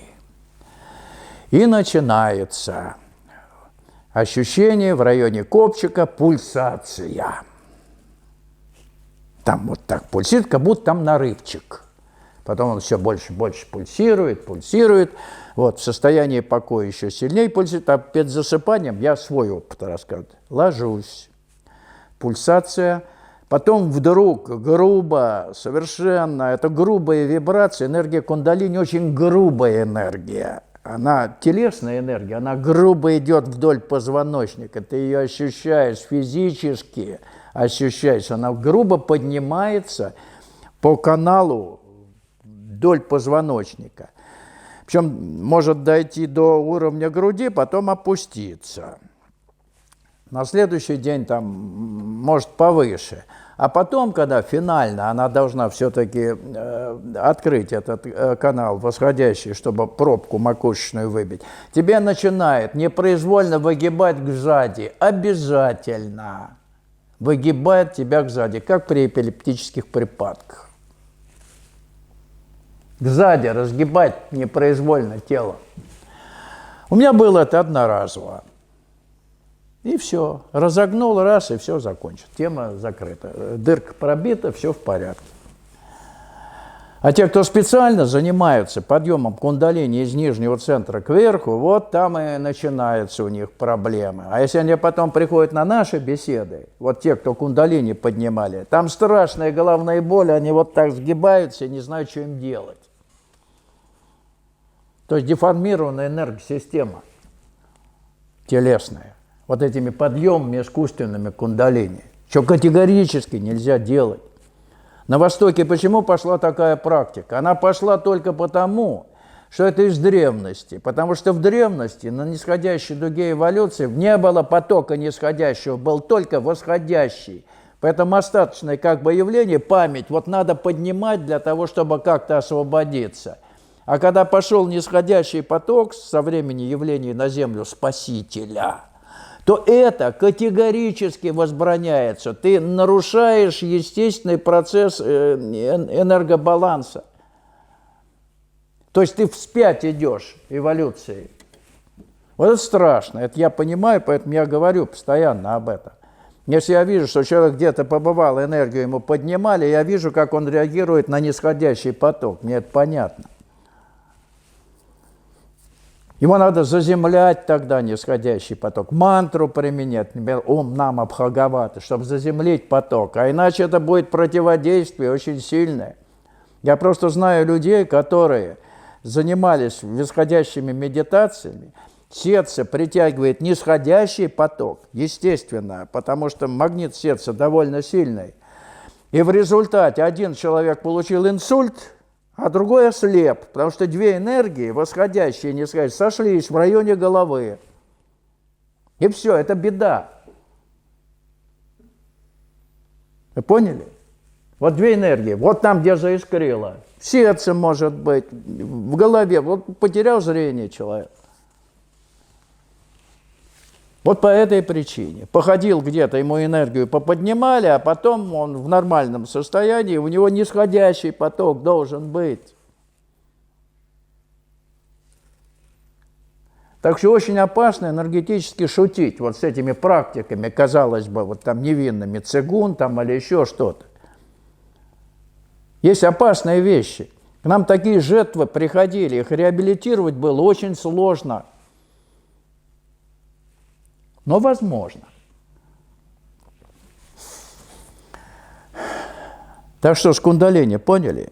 Обязательно вот разогнуть финально вас должен непроизвольно, не пугайтесь, не страшно. Вот этого бояться не надо.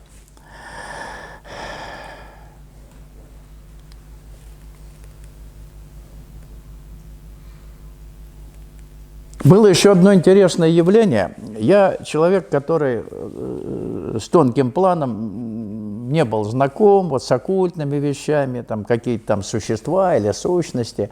Для меня это было, ну, как-то не мое и все. Не мое, к счастью, не мое. Некоторые увлекаются этим делом. Как бы шлейф оккультный из прошлого у них бывает, ну, в прошлых, может, воплощениях они валяли дурака. Ну, с оккультными планами общались. Вот бывает шлейф оккультный, видно, человек, вот ты на него смотришь, он с тобой вроде бы, а его тут нету. Я в глазах вижу, что человек не здесь. Он вот с тобой, а он внутри где-то не в душе, а где-то вот там. Вот такие есть. Ну, я диагност очень такой хороший, неплохой. Вот. Я это знаю. Особенно вот в плане всяких энергетических вещей или вот там оккультных заморочек. Так вот, я с этим делом как-то не был знаком и достаточно к этому прохладно относился, но встречу с одним из представителей вот этого оккультного плана у меня встреча состоялась. Однажды, но она состоялась реально. Было это так. Уже прошло, наверное, года 2 или 1,5, я сейчас уже не считаю, сколько там лет с момента вот духовного рождения, или как я на путь встал, вечером перед засыпанием. Но я в силу уже вошел, я понял, что я что-то могу даже. То есть, если я что-то могу, значит, эго, вот, ну, оно как бы, вот оно, да, значит, надо попробовать с этим человечком сыграть вот, ну, в одну интересную игру. А вдруг тебя объявят спасителем человечества, а? То ты пришел с определенной миссией спасать людей. И оккультные силы, они тут как тут. Вот рассказываю, как это было со мной. Ну да, эго-то как-то укрепилось, что я многое уже прошел, знаю, могу даже и врачевать, там необычные вещи происходят. И вдруг вечером лежу, тишина, вдвоем в квартире с котом. Кот у меня в ногах, света нет, лежу в постели, готов отойти ко сну, вот, к вечернему, не к вечному. Вот. И вдруг за стеной у соседей вроде бы какие-то голоса, кто-то ругается, там вообще какой-то вот кошмар. Отдельные выкрики, я знаю, что там никого нет, вот за стеной, но слышу эти голоса, голоса. Потом вдруг от потолка до пола материализуется некая тварь. Ну, я бодрствую, я не сплю, это не сновидение, я никогда не мог себе представить, что вот может в моей комнате какая-то тварь появиться. С очень прекрасным лицом, вот как вот Кришна рисует там какие-то вот эти красивое лицо непонятного пола. Очень красивое, но до отвращения, до тошноты красивое, знаете?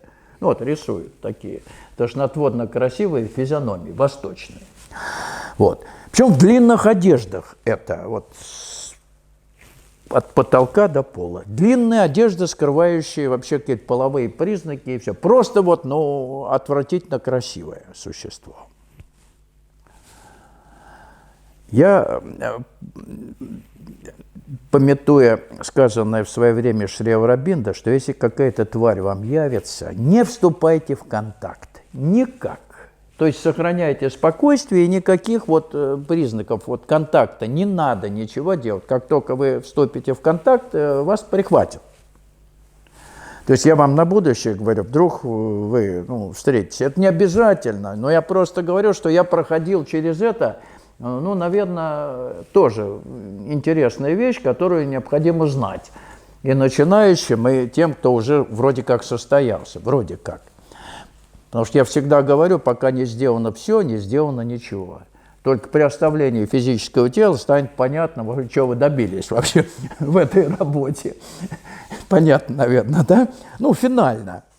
Вот. Так что этот опыт еще предстоит, вот, ну, у меня в частности. Все остальные вроде бы варианты, они как-то исчерпаны вот в обыденной жизни и могут быть представлены, описаны, как бы вам продемонстрированы. Вот. И вот эта тварь глядит на меня, пытаясь меня очаровать. Я ноль внимания. Потом начинает искажаться вот эта отвратительно красивая физиономия, и она принимает вид ламаистского башка. Знаете, вот ламаистские башки, там протуберанцы, огонь и страшная какая-то физиономия. Стала отвратительной просто. То есть очаровать не удалось, напугать теперь меня надо.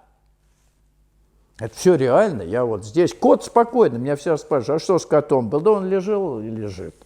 Ему это все вот до лампочки. Коту, как оказалось. Причем эта физиономия исказилась отвратительно, злая гримаса, потом исчезла. Вообще исчезла. Вот это было знакомство с оккультной тварью. А потом вдруг по потолку в моей комнате стали бегать, как мухи, паукообразные существа с брюшком, с лапами и с человеческими маленькими головками. Тоже стали носиться, ну, как бесенята, что ли. Бегали, бегали, бегали, 3 или 4, вот, ну, как мухи по потолку, и исчезли. Ну, с тех пор уже никаких вот контактов с этими оккультными мирами и тварями у меня уже не было. То есть они поняли, что со мной на эти темы беседовать бесполезно.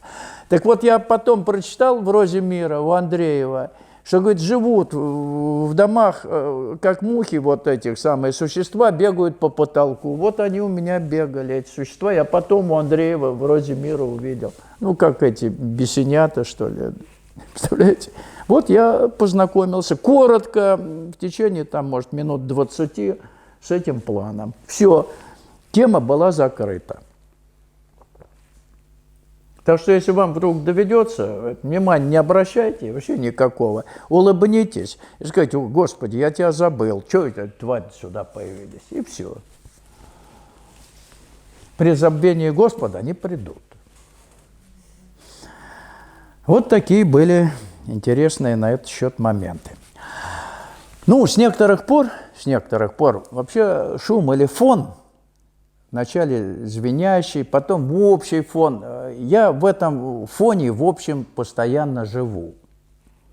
То есть у меня звон, фон, это я уже не могу различить, но постоянно вот эта атмосфера энергетического, что ли, фона ощутимого. Я ее ношу всегда с собой, эту атмосферу. Она со мной везде, где бы я ни был. И вот была такая интересная история. В Москве есть один храм, который я душой и сердцем, в общем-то, приемлю. Он XIV века. Вот, я туда захожу иногда. И вот как-то я зашел в этот храм, принес с собой свой фон. Я его приношу, а в храме там еще, так сказать, там еще сильнее как бы идет отражение. Я этот фон принес туда. В храме никого не было, только женщина, которая продает там свечи, какие-то иконки. Вот. Ну, я прохожу, сажусь там, можно где-то посидеть, сажусь у колонны и сижу.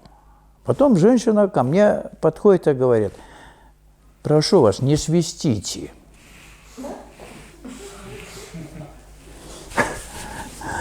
Я говорю, я уже понял, я с собой принес этот свист, у нее тоже это наполнилось. Я ей говорю: а я думал, это вы свистите, так шутка, нет. Вот. Ну, он же есть этот? Я говорю: да, есть, я тоже слышу. Ну, вот так вот мы с ней поговорили, я понял, что я с этим свистом вошел. Для нее, но она все-таки набожный человек, она там сидит, там тихо, тем более там очень серьезные мощи, серьезных людей. Там энергетика ой-ой-ой какая. Вот. Так что вот я принес свист в храме. Это она ко мне деликатно так подошла, говорит: ну, пожалуйста. Я говорю: ну, я думал, вы свистите. Я говорю: тоже слышу. Ну, вот такой интересный был курьезный случай. Представляете, с собой носишь шум, куда-нибудь придешь, обвинят в нарушении там каких-то правил поведения.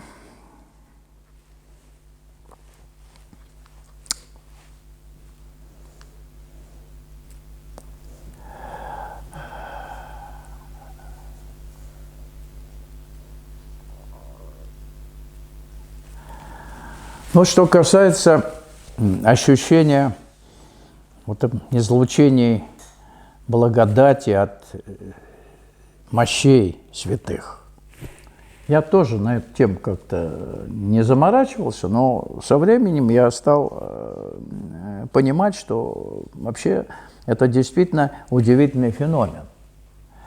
Костные останки состоявшихся полностью в духе людей обязательно генерируют вибрации благодати. То есть нет уже носителя, а костные останки, то, что порождает нетленное, кстати, нетленное порождает наш скелет. Не случайно сказка «Кощей бессмертный». простите, не мясо, не мышцы, не органы внутренние, а скелет. Вот самое твердое и плотное, вот там находится носитель жизни вечной. В нашем скелете. Вот оно. И не случайно мощи праведников, святых, они генерируют. Потому что это не органика, да? Там кристаллы, идет генерация.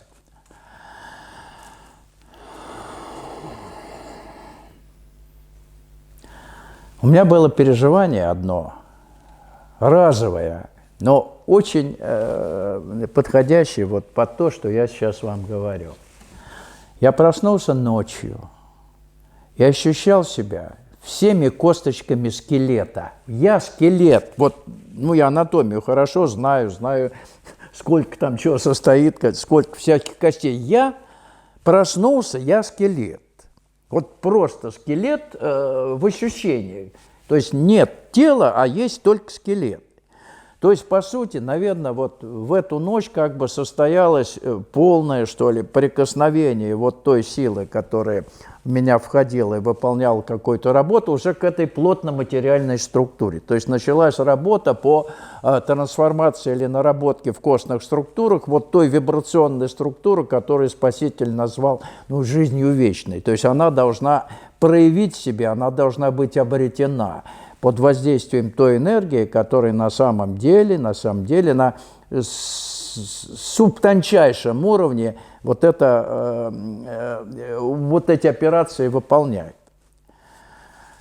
Сейчас маленькое отвлечение. Вот видите, у меня есть небольшие отвлечения, но они очень значимы. Если я сейчас это пройду мимо, то есть вы мне напомните, на чем остановились.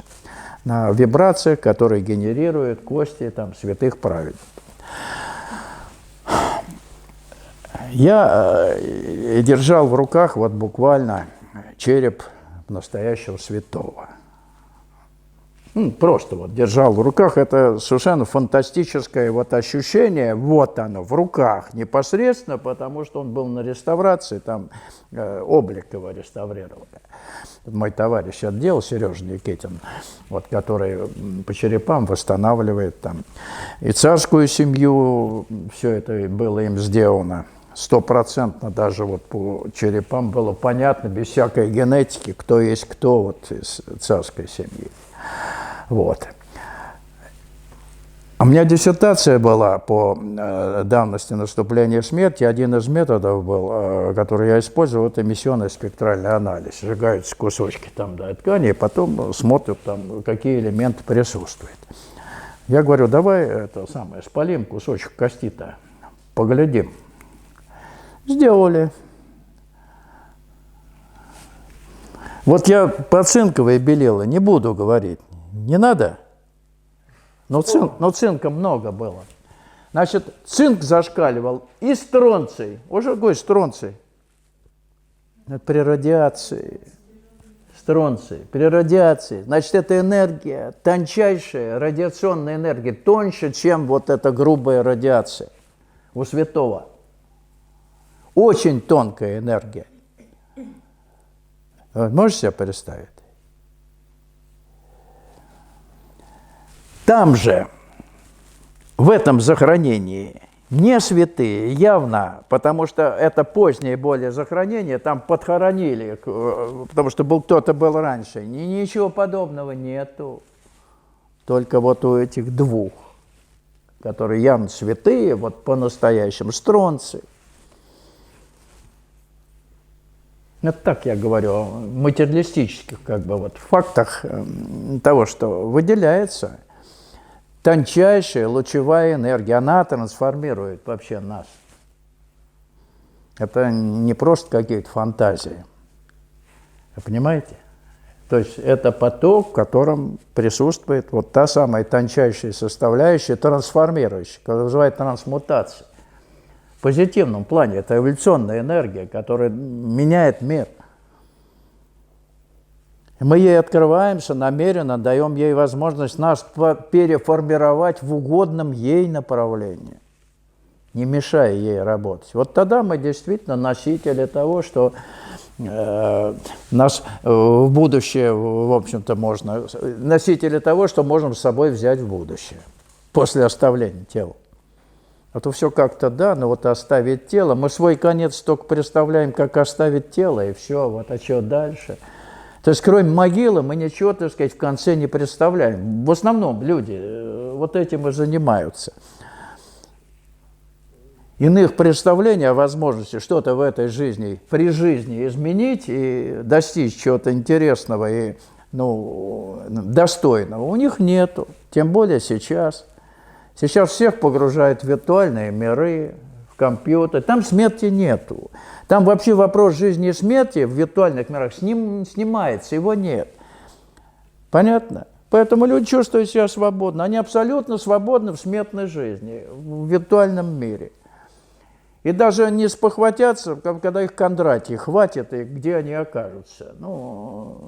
Они просто из одного виртуального мира в другой перейдут. Вот и все. Так жить, это же недостойно так жить. Неинтересно, во-первых. Не знаю.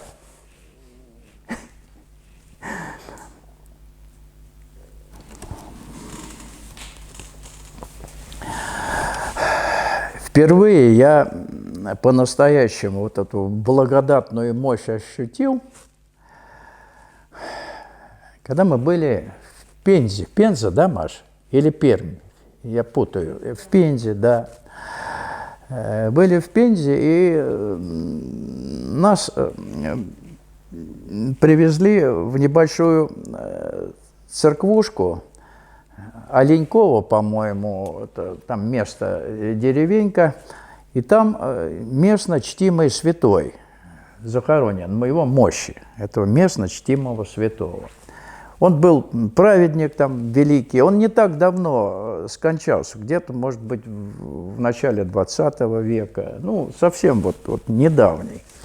Вот. И его могилку вскрыли, и признали святым местные церковные власти и перенесли в храм, в Раку.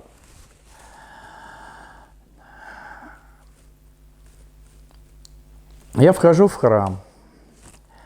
Посетителей нет, две девочки поют, псалмы или, какие-то песнопения. Я сразу ощутил некую плотность. То есть я вхожу в какую-то благодать. Девочки спели, ушли. И когда я подошел к раке с мощами, там просто фантастически. Вот у меня сейчас это ощущение. Сейчас оно во мне воспроизводится. Это вот плотная благодать, фантастически плотная благодать.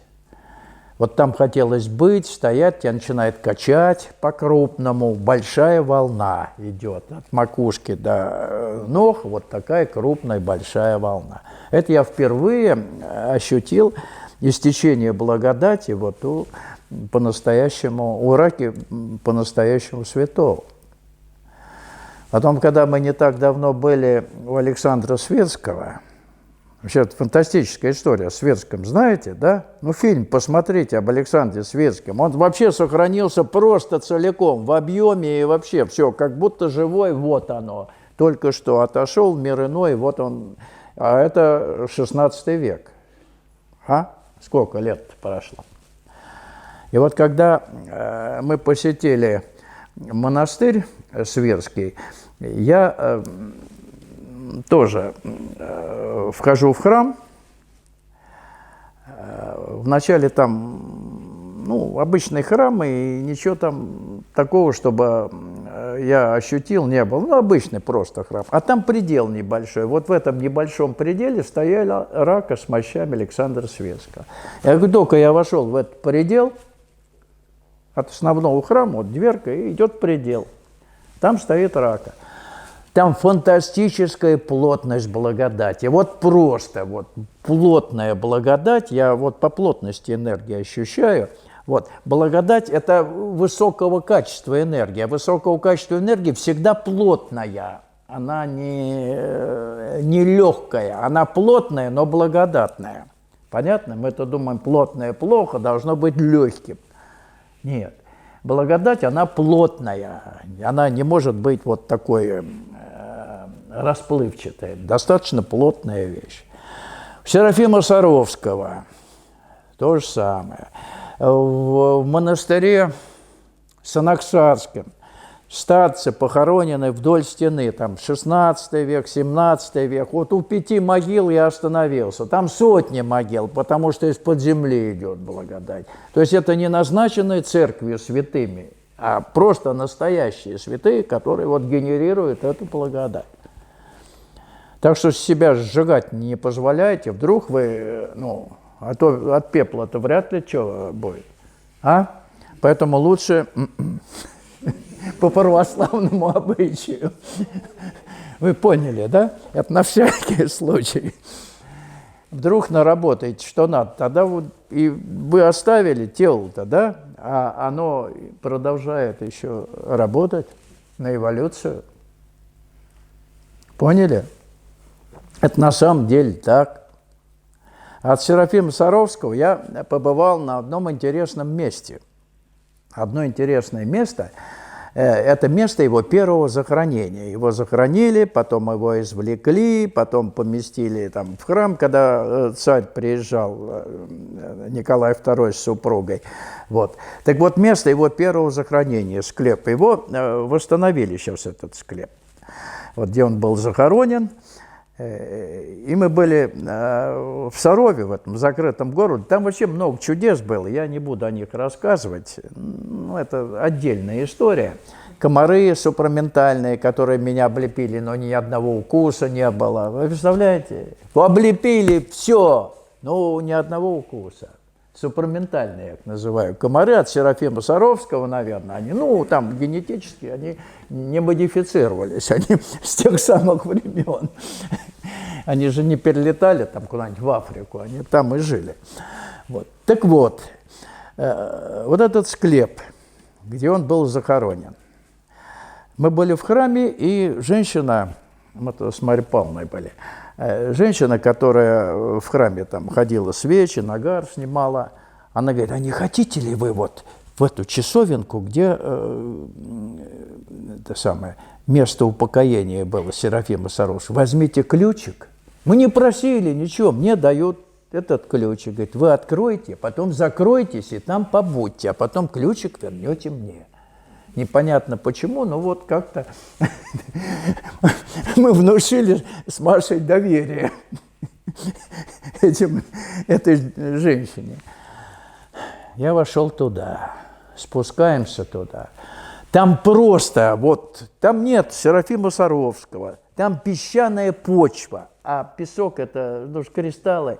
Там они заразились и генерируют. Генерируют то, что было от Серафима Саровского. Просто это место фантастически, как говорят, места силы. Это то, что из-под земли выходит. Это не то. Места силы – это оккультная всякая мутата, простите. А это благодать. Это просто было фантастически там. Мы там побыли, такая крупная волна тебя качает, просто качает. Там остаться и все. По поводу крупной волны я сейчас тоже расскажу, напомните, крупная волна. Ладно, потом мы поехали в Дивеево, в этот Бедлам, торговый центр, там вообще не поймешь что, в общем, торгуют, барышничают. Все ужасное место. И к мощам Серафима Саровского. Могу честно сказать, что, проходя мимо так называемых мощей Серафима Саровского, правда, было много народу, я ничего не почувствовал. Я говорю, так называемые мощи Серафима Саровского. Я не случайно об этом сказал, потому что есть версия другая, которая говорит, что его не отдали советским этим самым чекистам, а его захоронили и отдали какие-то другие кости. Есть такая версия. Я не хочу ничего, так сказать, на эту тему комментировать. Но когда мы подошли к стенду, где его очки, топорик там или еще что-то, предметов его, благодать шла. А у самих мощей я и не почувствовал. Я мог придумать, но я придумать не умею. Нету ее. Правда, народу было много, они могли фонить, но не бывает так. Если уж оно, то оно. Там сколько народу не соберись, оно есть. Ну вот это я говорю о своих переживаниях вот, касаемо вот, Серафима Саровского. Нашел я там у дерева камешек, как иконка Бога Матери. Вот он у меня есть. Вот почему-то он вот тут. Вот дерево огромное, явно времен Серафима Саровского, огромнейшее. И лежит камень, камешек, вот, ну, Божья Матерь, вот в полупрофиль. У меня камешек это есть, естественно. Потом спустился к ручью, там тоже камешек, но там чет с рогами, я его тоже вынул. То есть вот вы можете верить, можете нет. У дерева иконка, ну, Богоматерь, вот просто вот и облик в полупрофиль на этом камне, ну, там как-то в цвете это немножко, там по цвету это видно. И чет с рогами в ручье внизу. Ну, о супраментальных комарах я говорил уже, да? Облепили всего, вот Маша была вся закутанная, Ее, тебя кусали или нет, Марья Павловна? Кусали. А? Да. А почему меня не кусали? Они на Серафима Саровского вспомнили. Не кусали, ни одного укуса. Она замотана была, только глаза одни. А я в короткой рукав, рубашка иду, они облепили меня, но не кусали. Ни одного укуса. Ну, что-то необычное, от меня что-то шло. Я так подозреваю. Вот. Еще там есть интересные места. Интересные места, где энергия идет явно из-под земли. Вот они хорошая подземная энергия. Говорят, места силы, где там люди вот собираются, бесовщину всякие устраивают. Это земля, энергия, которая из-под земли идет, снизу. Лес, дорожка. Переходим эту дорожку, входим в лес. У меня страшная головная боль до тошноты. Я 100 лет ее не испытывал, но до тошноты головная боль. Вошли вот в часть леса, и огромные муравейники в 1,5 метра ростом. То есть энергия из-под земли, муравейники там, где идет подземная энергия. То есть под земли выходит, там муравейники. То есть это места нехорошие. Головная боль меня до тошноты прямо она разбивала. Проходим определенный участок, головная боль проходит, муравейники нормальные. То есть какой-то отдельный участок леса, он действительно вот с огромными потоками из-под земли, деструктивная энергия явно. Нехорошая энергия. Есть такое озеро в Белоруссии. Как оно называется, Маш? Не Свияж, как? Свитязь. А? Свитязь, по-моему. Или Свитязь. Я с именами плоховато. Вот. Да, Свитязь, по-моему. Тоже к этому вот, к оккультным делам я хочу немножко тоже рассказать. Это то, что мною испытано вот по-настоящему. Вообще я нигде никогда ничего не придумаю. Если о чем-то говорю, это мною обязательно испытано. Это мое. Я не говорю с чужих слов ничего. Это мое правило. Ну, потому что я практически все вот то, что можно испытать, наверное, испытал. Ну, в позитивном плане уж, наверное. Там, может, негативное не все, но его не обязательно все испытывать. Да, достаточно, вот сколько было, того и хватает. Так вот, сказали, что это озеро, ну просто там фантастически святое. Только почему-то кто там прибывает, или тонут, или вешаются там, по берегам озера. Ну, как-то вот есть такая особенность характерная. Нас предупредили, чтобы мы не купались и не вешались. Ну, так сказали. Я думаю, ну, ничего себе озеро, поедем. Мы, говорит, там еще покушаем, хорошую взяли еду, нормальную. Вот. Ну, ладно, подъезжаем к этому озеру. Осень была, наверное, октябрь. Первое, на что я обратил внимание, вот стол, видите? Вот если по кругу, то пеньки срубленных деревьев. Огромные деревья, но пни, 3 пня. На них хотели покушать. Ну, те, кто нас туда привез, говорит, мы сейчас стол накроем, покушаем. Но я для начала вообще-то пошел вдоль озера посмотреть, что там за вода. Знаете, вода очень прозрачная, но она мертвая. В ощущении, что озеро безжизненное. Все видно, вот дно видно, чистейшее, но жизни там нет. Ощущение, что оно мертвое, все озеро. Ладно. И как-то я не очень хорошо себя почувствовал. Вот в голове стало как-то тяжело. Тяжело. Я понял, что кушать тут не надо. Ну, для начала. Что кушать лучше в другом месте. Мостки были от берега метров на 15, на 20 туда в озеро. На сваях на таких стояли. Мостки я решил пройти. Прошел, смотрю, передо мною из воды 2 луча зеленовато-серых. И крест, вот здесь крест из воды выходит, а крест вот здесь над водой. Вот крест, они перекрещиваются, эти лучи. Я туда заглядываю. Никакого солнца, никаких там подсветок. Ну, обычное дикое озеро. Но вот оно. Это я вижу. Тогда я решил позвать. Ты была, Маша, еще кто-то, да? Я ничего не говорил. Я говорю, пойдите вот на мостки. Они подошли, стояли там. Ой, крест! Я понял, что это не галлюцинация. Действительно, очень странно. Источнику не быть там никакому, но вот этот крест. И очень тяжело было, очень тяжелое озеро. Место вообще тяжелое. Представляете? Вот такие вещи любопытные. Из не очень приятного. Есть такие места. На Кавказе тоже было. Вообще горы, Кавказ, там тяжело. Вот мы были в месте, где там дольмены так называемые.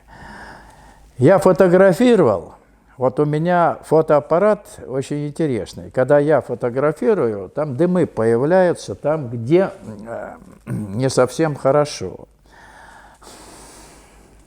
Дымы, буквально, вот там какая-то дымка появляется. Вот я его с собой ношу, у меня даже здесь этот аппарат. Когда есть что-то необычное, я смотрю, как он будет реагировать, будет дымка или не будет. Вот. Есть места нехорошие. Вот Кавказ, мне там тяжело. Ну, где молодые горы. Я в свое время в горах побывал, на расследовании, полазил, без всяких сегодняшних там МЧСов, мы просто нас выкидывали где-то на горы, на Памире, на Тяньшане это было. И давай лази, а там все разбитое, самолеты разбитые, то, что осталось от людей. Так что я, полазил по горам, там не очень это самое приятно. Вот, кстати, вот о людях. Я же был связан во многом вот с работой с погибшими людьми, которые в один момент перестали существовать в теле. То есть раз, как муху, и живи как хочешь. Где ты оказался, кто тебя знает. И вот на местах массовой гибели людей, когда я бывал, 100 с лишним человек, допустим, погибли, они выложены вот так вот в ангаре поштучно, то я в свое время, пока еще не знал того, что я узнал потом, став на путь, ощущал прикосновение к телу, ощущал, как будто вот ветер, как будто через меня что-то проходит. Потом я понял, что это развоплощенные тонкие тела просили что-то сделать. Вот они, дом разбит, но вернуться туда невозможно. Вот я, утонув, вернулся, да? Вернулся домой. Дом не погиб, а люди потеряли дом вообще. Поэтому тот, кто хочет, простите, легкой смерти, в одночасье, ничего не делая на пути, помереть, без дома останетесь. Это тяжело. Это все равно, что самоубийством жизнь покончит. Вы меня поняли? Чего грустные такие? О смерти надо говорить спокойно. А вы все вспоминаете. Вот так. Так что развоплощенные тела, они начинают людей, которые туда прибывают, атаковать. Ну, как-то вот теребить. Мол, помоги. Ну, тут уже не поможешь. Это я к тому, что вот тонкие тела, они высвобождаются. Что дальше с ними будет, это другой вопрос. Было у меня одно удивительное переживание, но оно несколько дней длилось. Просто удивительное. Вы не поверите, насколько мне хотелось лечь и умереть в этом состоянии, потому что было так радостно. Вот умереть вот хочется с ощущением того, что вот сейчас сбросишь эту дурь, все, а там вот что-то новое вот в ощущениях. То есть практически неделю, дней 5 я был вот готов лечь и все. Причем с радостью. Вот трудно вообще в это поверить, но было показано, ну, мне лично было показано, потому что у меня много опытов было самого разного толка, что проблем расставания с телом не будет, ляжешь и все, с удовольствием, не с радостью, что вот хочу освободиться, придет время, вот оно. То есть нет вот того гнетущего состояния, его нет, просто какая-то вот феноменальная радость. Вот хоть сейчас, причем не в голове, а целиком. Знаешь, некоторые говорят, да хоть сейчас, я как пионер всегда готов. Ну, на самом деле это болтовня. А это вот всем своим существом, но хоть сейчас. Причем даже с радостью, потому что нечто вот запредельное, которое чуть-чуть вот рядом перешагни, а там что-то вообще очень интересное, не как то, что здесь происходит.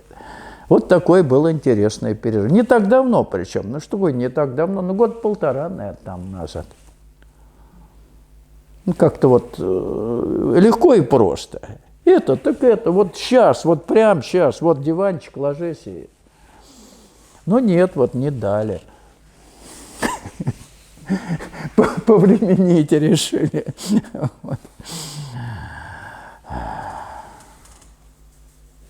Вот по поводу тонкого физического зрения. Тоже интересная вещь.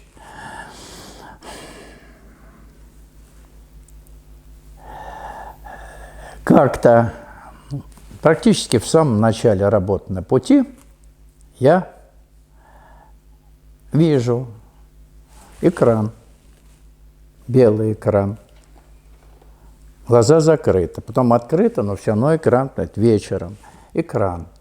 Дымы какие-то там, дымы, вот какие-то клубы, что-то, потом экран очищается, и телевизионное изображение. Первое, вот, что я увидел, идет какой-то парад в Латинской Америке, где-то генерал едет на автомобиле, и там воины шагают и едут какие-то танки. То есть с чего бы это? Вот, ну, картинка блестящая, видимость вот фантастическая, мелкие точки такие. Вот сейчас телевизор, есть там сколько-то там D, я не знаю, как это называется, но вот на этом экране, на небольшом изображении фантастически четкое. То есть в физическом мире такого невозможно получить изображение. То есть это на тонком плане. Вот первая у меня была картинка, какой-то парад, какой-то там генерал типа Пиночета принимает парад. Ну, там все Пиночеты, там периодически перевороты же бывают. Вот. Так что вот такая интересная была картинка когда-то. А потом пошли интересные картинки тоже. Я вижу молекулу ДНК. Молекулу ДНК я ее видел в электронном микроскопе. И тут она цветная, молекула ДНК, классическая, вот, в своем изображении. Она живая, она подрагивает, то есть где-то ты можешь, где-то изнутри, там, на клеточном уровне даже что-то увидеть. Потом мною любимый муравейник, муравьи. Я очень люблю этих самых насекомых, всяких разных. У меня есть много интересных снимков. Садится там комар или овод, вот, он садится голодный, я его снимаю голодного, потом у него брюшко наполняется кровью, он кушает, то есть я его снимаю, ну, как-то я к ним отношусь нормально. Вот. И мои любимые муравьи. Я вижу на экране внутри муравейника, как они яички прогрызают, молодые муравьи, и вылезают из этих яичек. Вот, ну, прям документальный фильм по рождению муравьев, вот муравейники, вот на этом экранчике. Вы можете себе представить? То есть можно было при желании вызывать это, ну, элементарно совершенно, то есть освоить эту технологию и подглядывать везде, где угодно. То есть чекисты идти без проблем. Дома я решил побывать, например, сижу я на работе в темной комнате, наша фотолаборатория. Вообще вот в темной комнате очень интересно, у меня были наблюдения. Я гляжу на руки, темно, а истекают энергии, прям вот текут, прям вот от пальцев. Они волнами, как дымы, расходятся в темной комнате. Я вижу их вот этим тонким зрением. Сижу я в этой комнате, в темной, думаю, как вот мне домой попасть, посмотреть, что там мои животные делают, кошка и собака, дома, без меня. Ну, я решил представить себя там. Ничего не получается. Я знаю, что можно, но что-то я не доделываю. Опять представляю, не получается. Потом я догадался. Нужно войти в подъезд, нужно подняться на лифте и войти в дверь. Вот когда я алгоритм правильный совершил, открывается картина, лежат на паласе, желтым, с коричневыми рисунками. Собака и кошка мирно лежат. Вот на этом экранчике я вижу это изображение. Представляете, вот домой попал, увидел. Видел соседа по купе, с которым я через 2 дня должен был ехать в поезде. Он на верхней полке в Волгоград.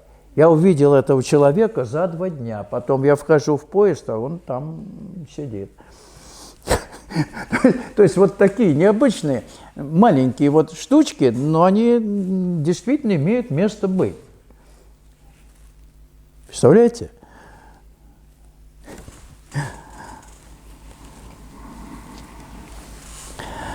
Ну, еще из ранних моих опытов. Я вас замучил, я так понимаю. Сейчас, один ранний опыт. Энергия во мне немерено пошло. Я это ощущал, только стал на путь. Ну, по-моему, это было уже после духовного рождения. Не знаю, теперь мне это абсолютно все равно, но энергии было много. Я в магазин заходил, эзотерические книги, всякое разное. Смотрю, такая книжечка лежит. Автор Иванов, написано «Как стать экстрасенсом». Книжечка так называется. Я экстрасенсом стать не хотел, но там просто интересно. Я смотрел какие-то переживания, какие-то опыты. Экстрасенсом меня это мало интересовало. Я уже на путь стал, потому что путь для меня был важнее, а какие-то сопутствующие продукты, допустим, в экстрасенсорике, ну, они меня мало волновали. Взял я эту книжечку, открыл, странички полистал, ближе к концу написано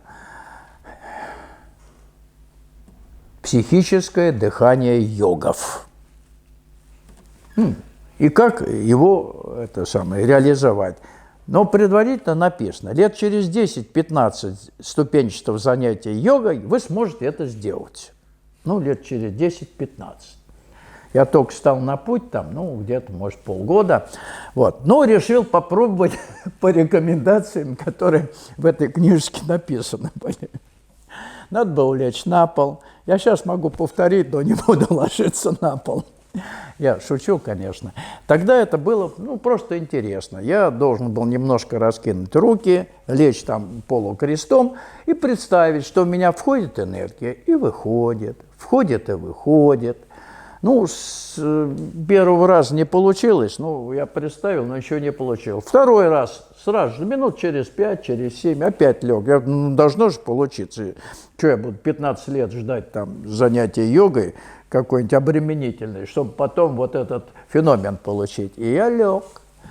И представил, и как пошло мое тело дышать и пульсировать, вот той энергией пространственной перехватило здесь все, дыхания кислородного нету, а тело то так, то так, то так, то так. Я лежу, я понял, что можно и под водой, вот так вот, зажимку поставил, будешь дышать и под водой. Ну, йоги же делают какие-то там феноменальные вещи. Ну, к счастью, как-то я встряхнулся и прекратил это дело. А так, думаю, вот останешься, придут родственники, а ты лежишь, не дышишь, и вот так пульсируешь. Поняли? Вот такой вот был случай интересный. Так что 10-15 лет не надо йогой заниматься. Все эти феномены, они очень просто реализуются, когда внутренняя энергетика раскрывается. Вот и все. А раскрывается она сверху, по-настоящему. Не надо никаких тягомотиных телесных практик. Понятно? Ну что, наверное, на сегодня хватит, но у меня в загашнике еще много. Если вдруг мы с вами встретимся еще, ну, на пару, на тройку часов, хорошо? Договорились? Да. Если у вас будет... Книжку рассказать. Вот по поводу книги, да, вот Марья Павловна сказала, что вот эту вот книжечку, надо ее как немножко продемонстрировать.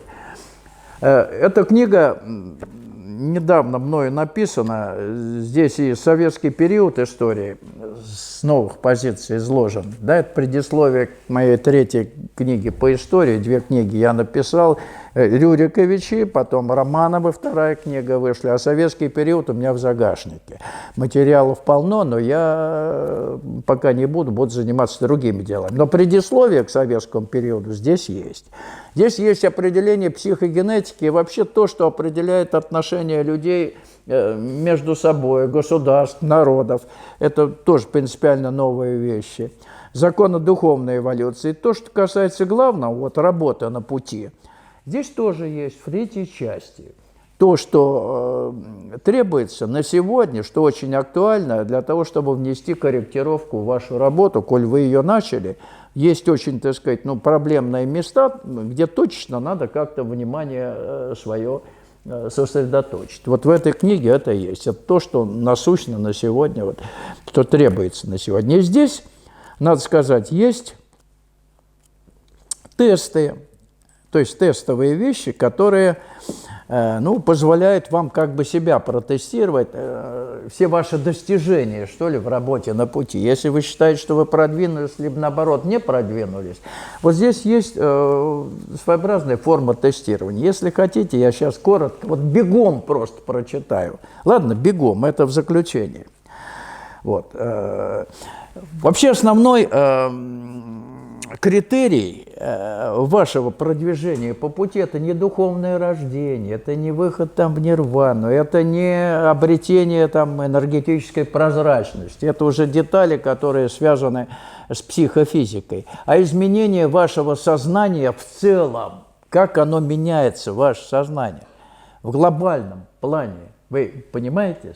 Изменение сознания – вот что главное.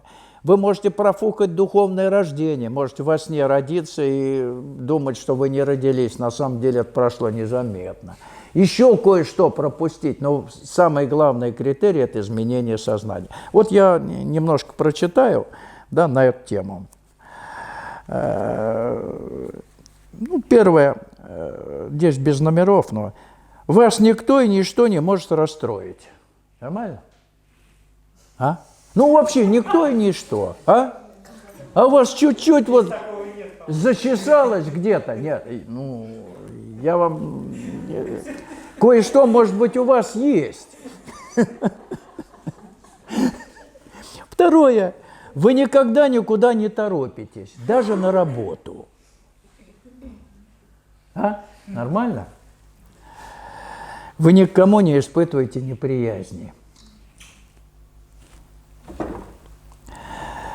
Вами любимо все живое, и боль всех страдающих тварей – ваша боль.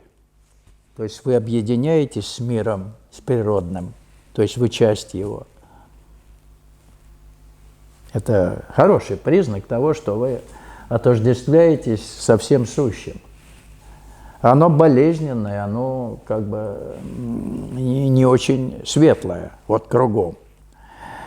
В вас всегда присутствует тихая, созерцательная внутренняя улыбка. Вот глядя на то, что творится в этом мире, простите, я не говорю там сейчас сказать, а там кто-то убивает, смерти нету, есть закон несуществования смерти, так что, ребят, давайте вот по поводу смерти не охоть, не ахать, не драматизировать. Умирали по нескольку раз, ничего не помните, к счастью. Надо бы раз хоть припомнить, как первый раз умерли, чтобы потом больше эту тему не поднимать. Дальше. У вас не возникает больше никаких вопросов, ибо ответом на все вопросы является ваше новое состояние. Вы в том состоянии, которое вопросы не задает. Вы состоялись в главном. Какие могут быть вопросы, а? Вы пришли домой, вы дома. И еще. К тому, что вы имеете в этой жизни, больше нечего добавить. На самом деле, мне вот если сказать, что ты хочешь добавить к тому, что есть, так да ничего. На всех этапах работы я ничего не хотел добавить. Мне всегда всего хватало.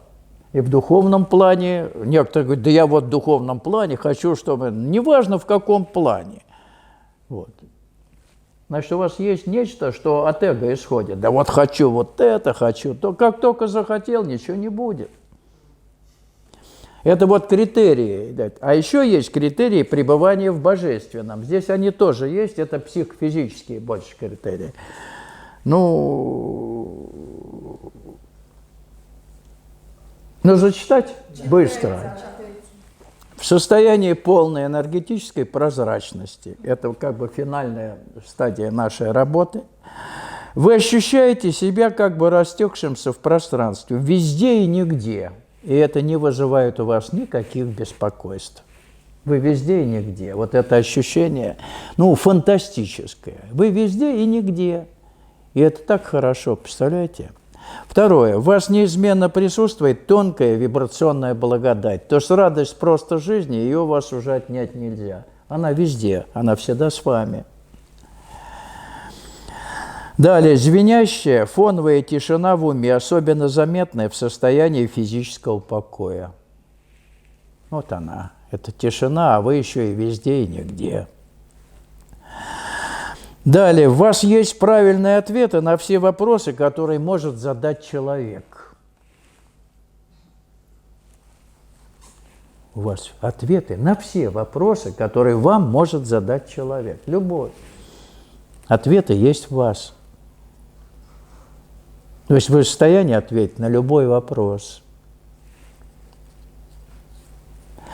Далее, отсутствие позывов совершить что-либо по своей воле, то есть с участием ума. Я не знаю, как вот ум включить, чтобы сделать какой-то там шаг или поступок. Не знаю, все происходит спонтанно. Мысль, сразу действие. Нет, мысль, ее обдумал, потом включаешь это самое на действие, механизм. Нет, мысль, сразу действие, напрямую. Никаких зазоров. Вот это новое супраментальное сознание, мы показали, что оно действительно в реальном времени функционирует. И дальше, как последний, безальтернативность и безошибочных ваших действий. Нет альтернатив и ошибок вы не совершаете. Вот и все. Спасибо за внимание. Не надоел я вам очень? Или не очень надоел? Спасибо.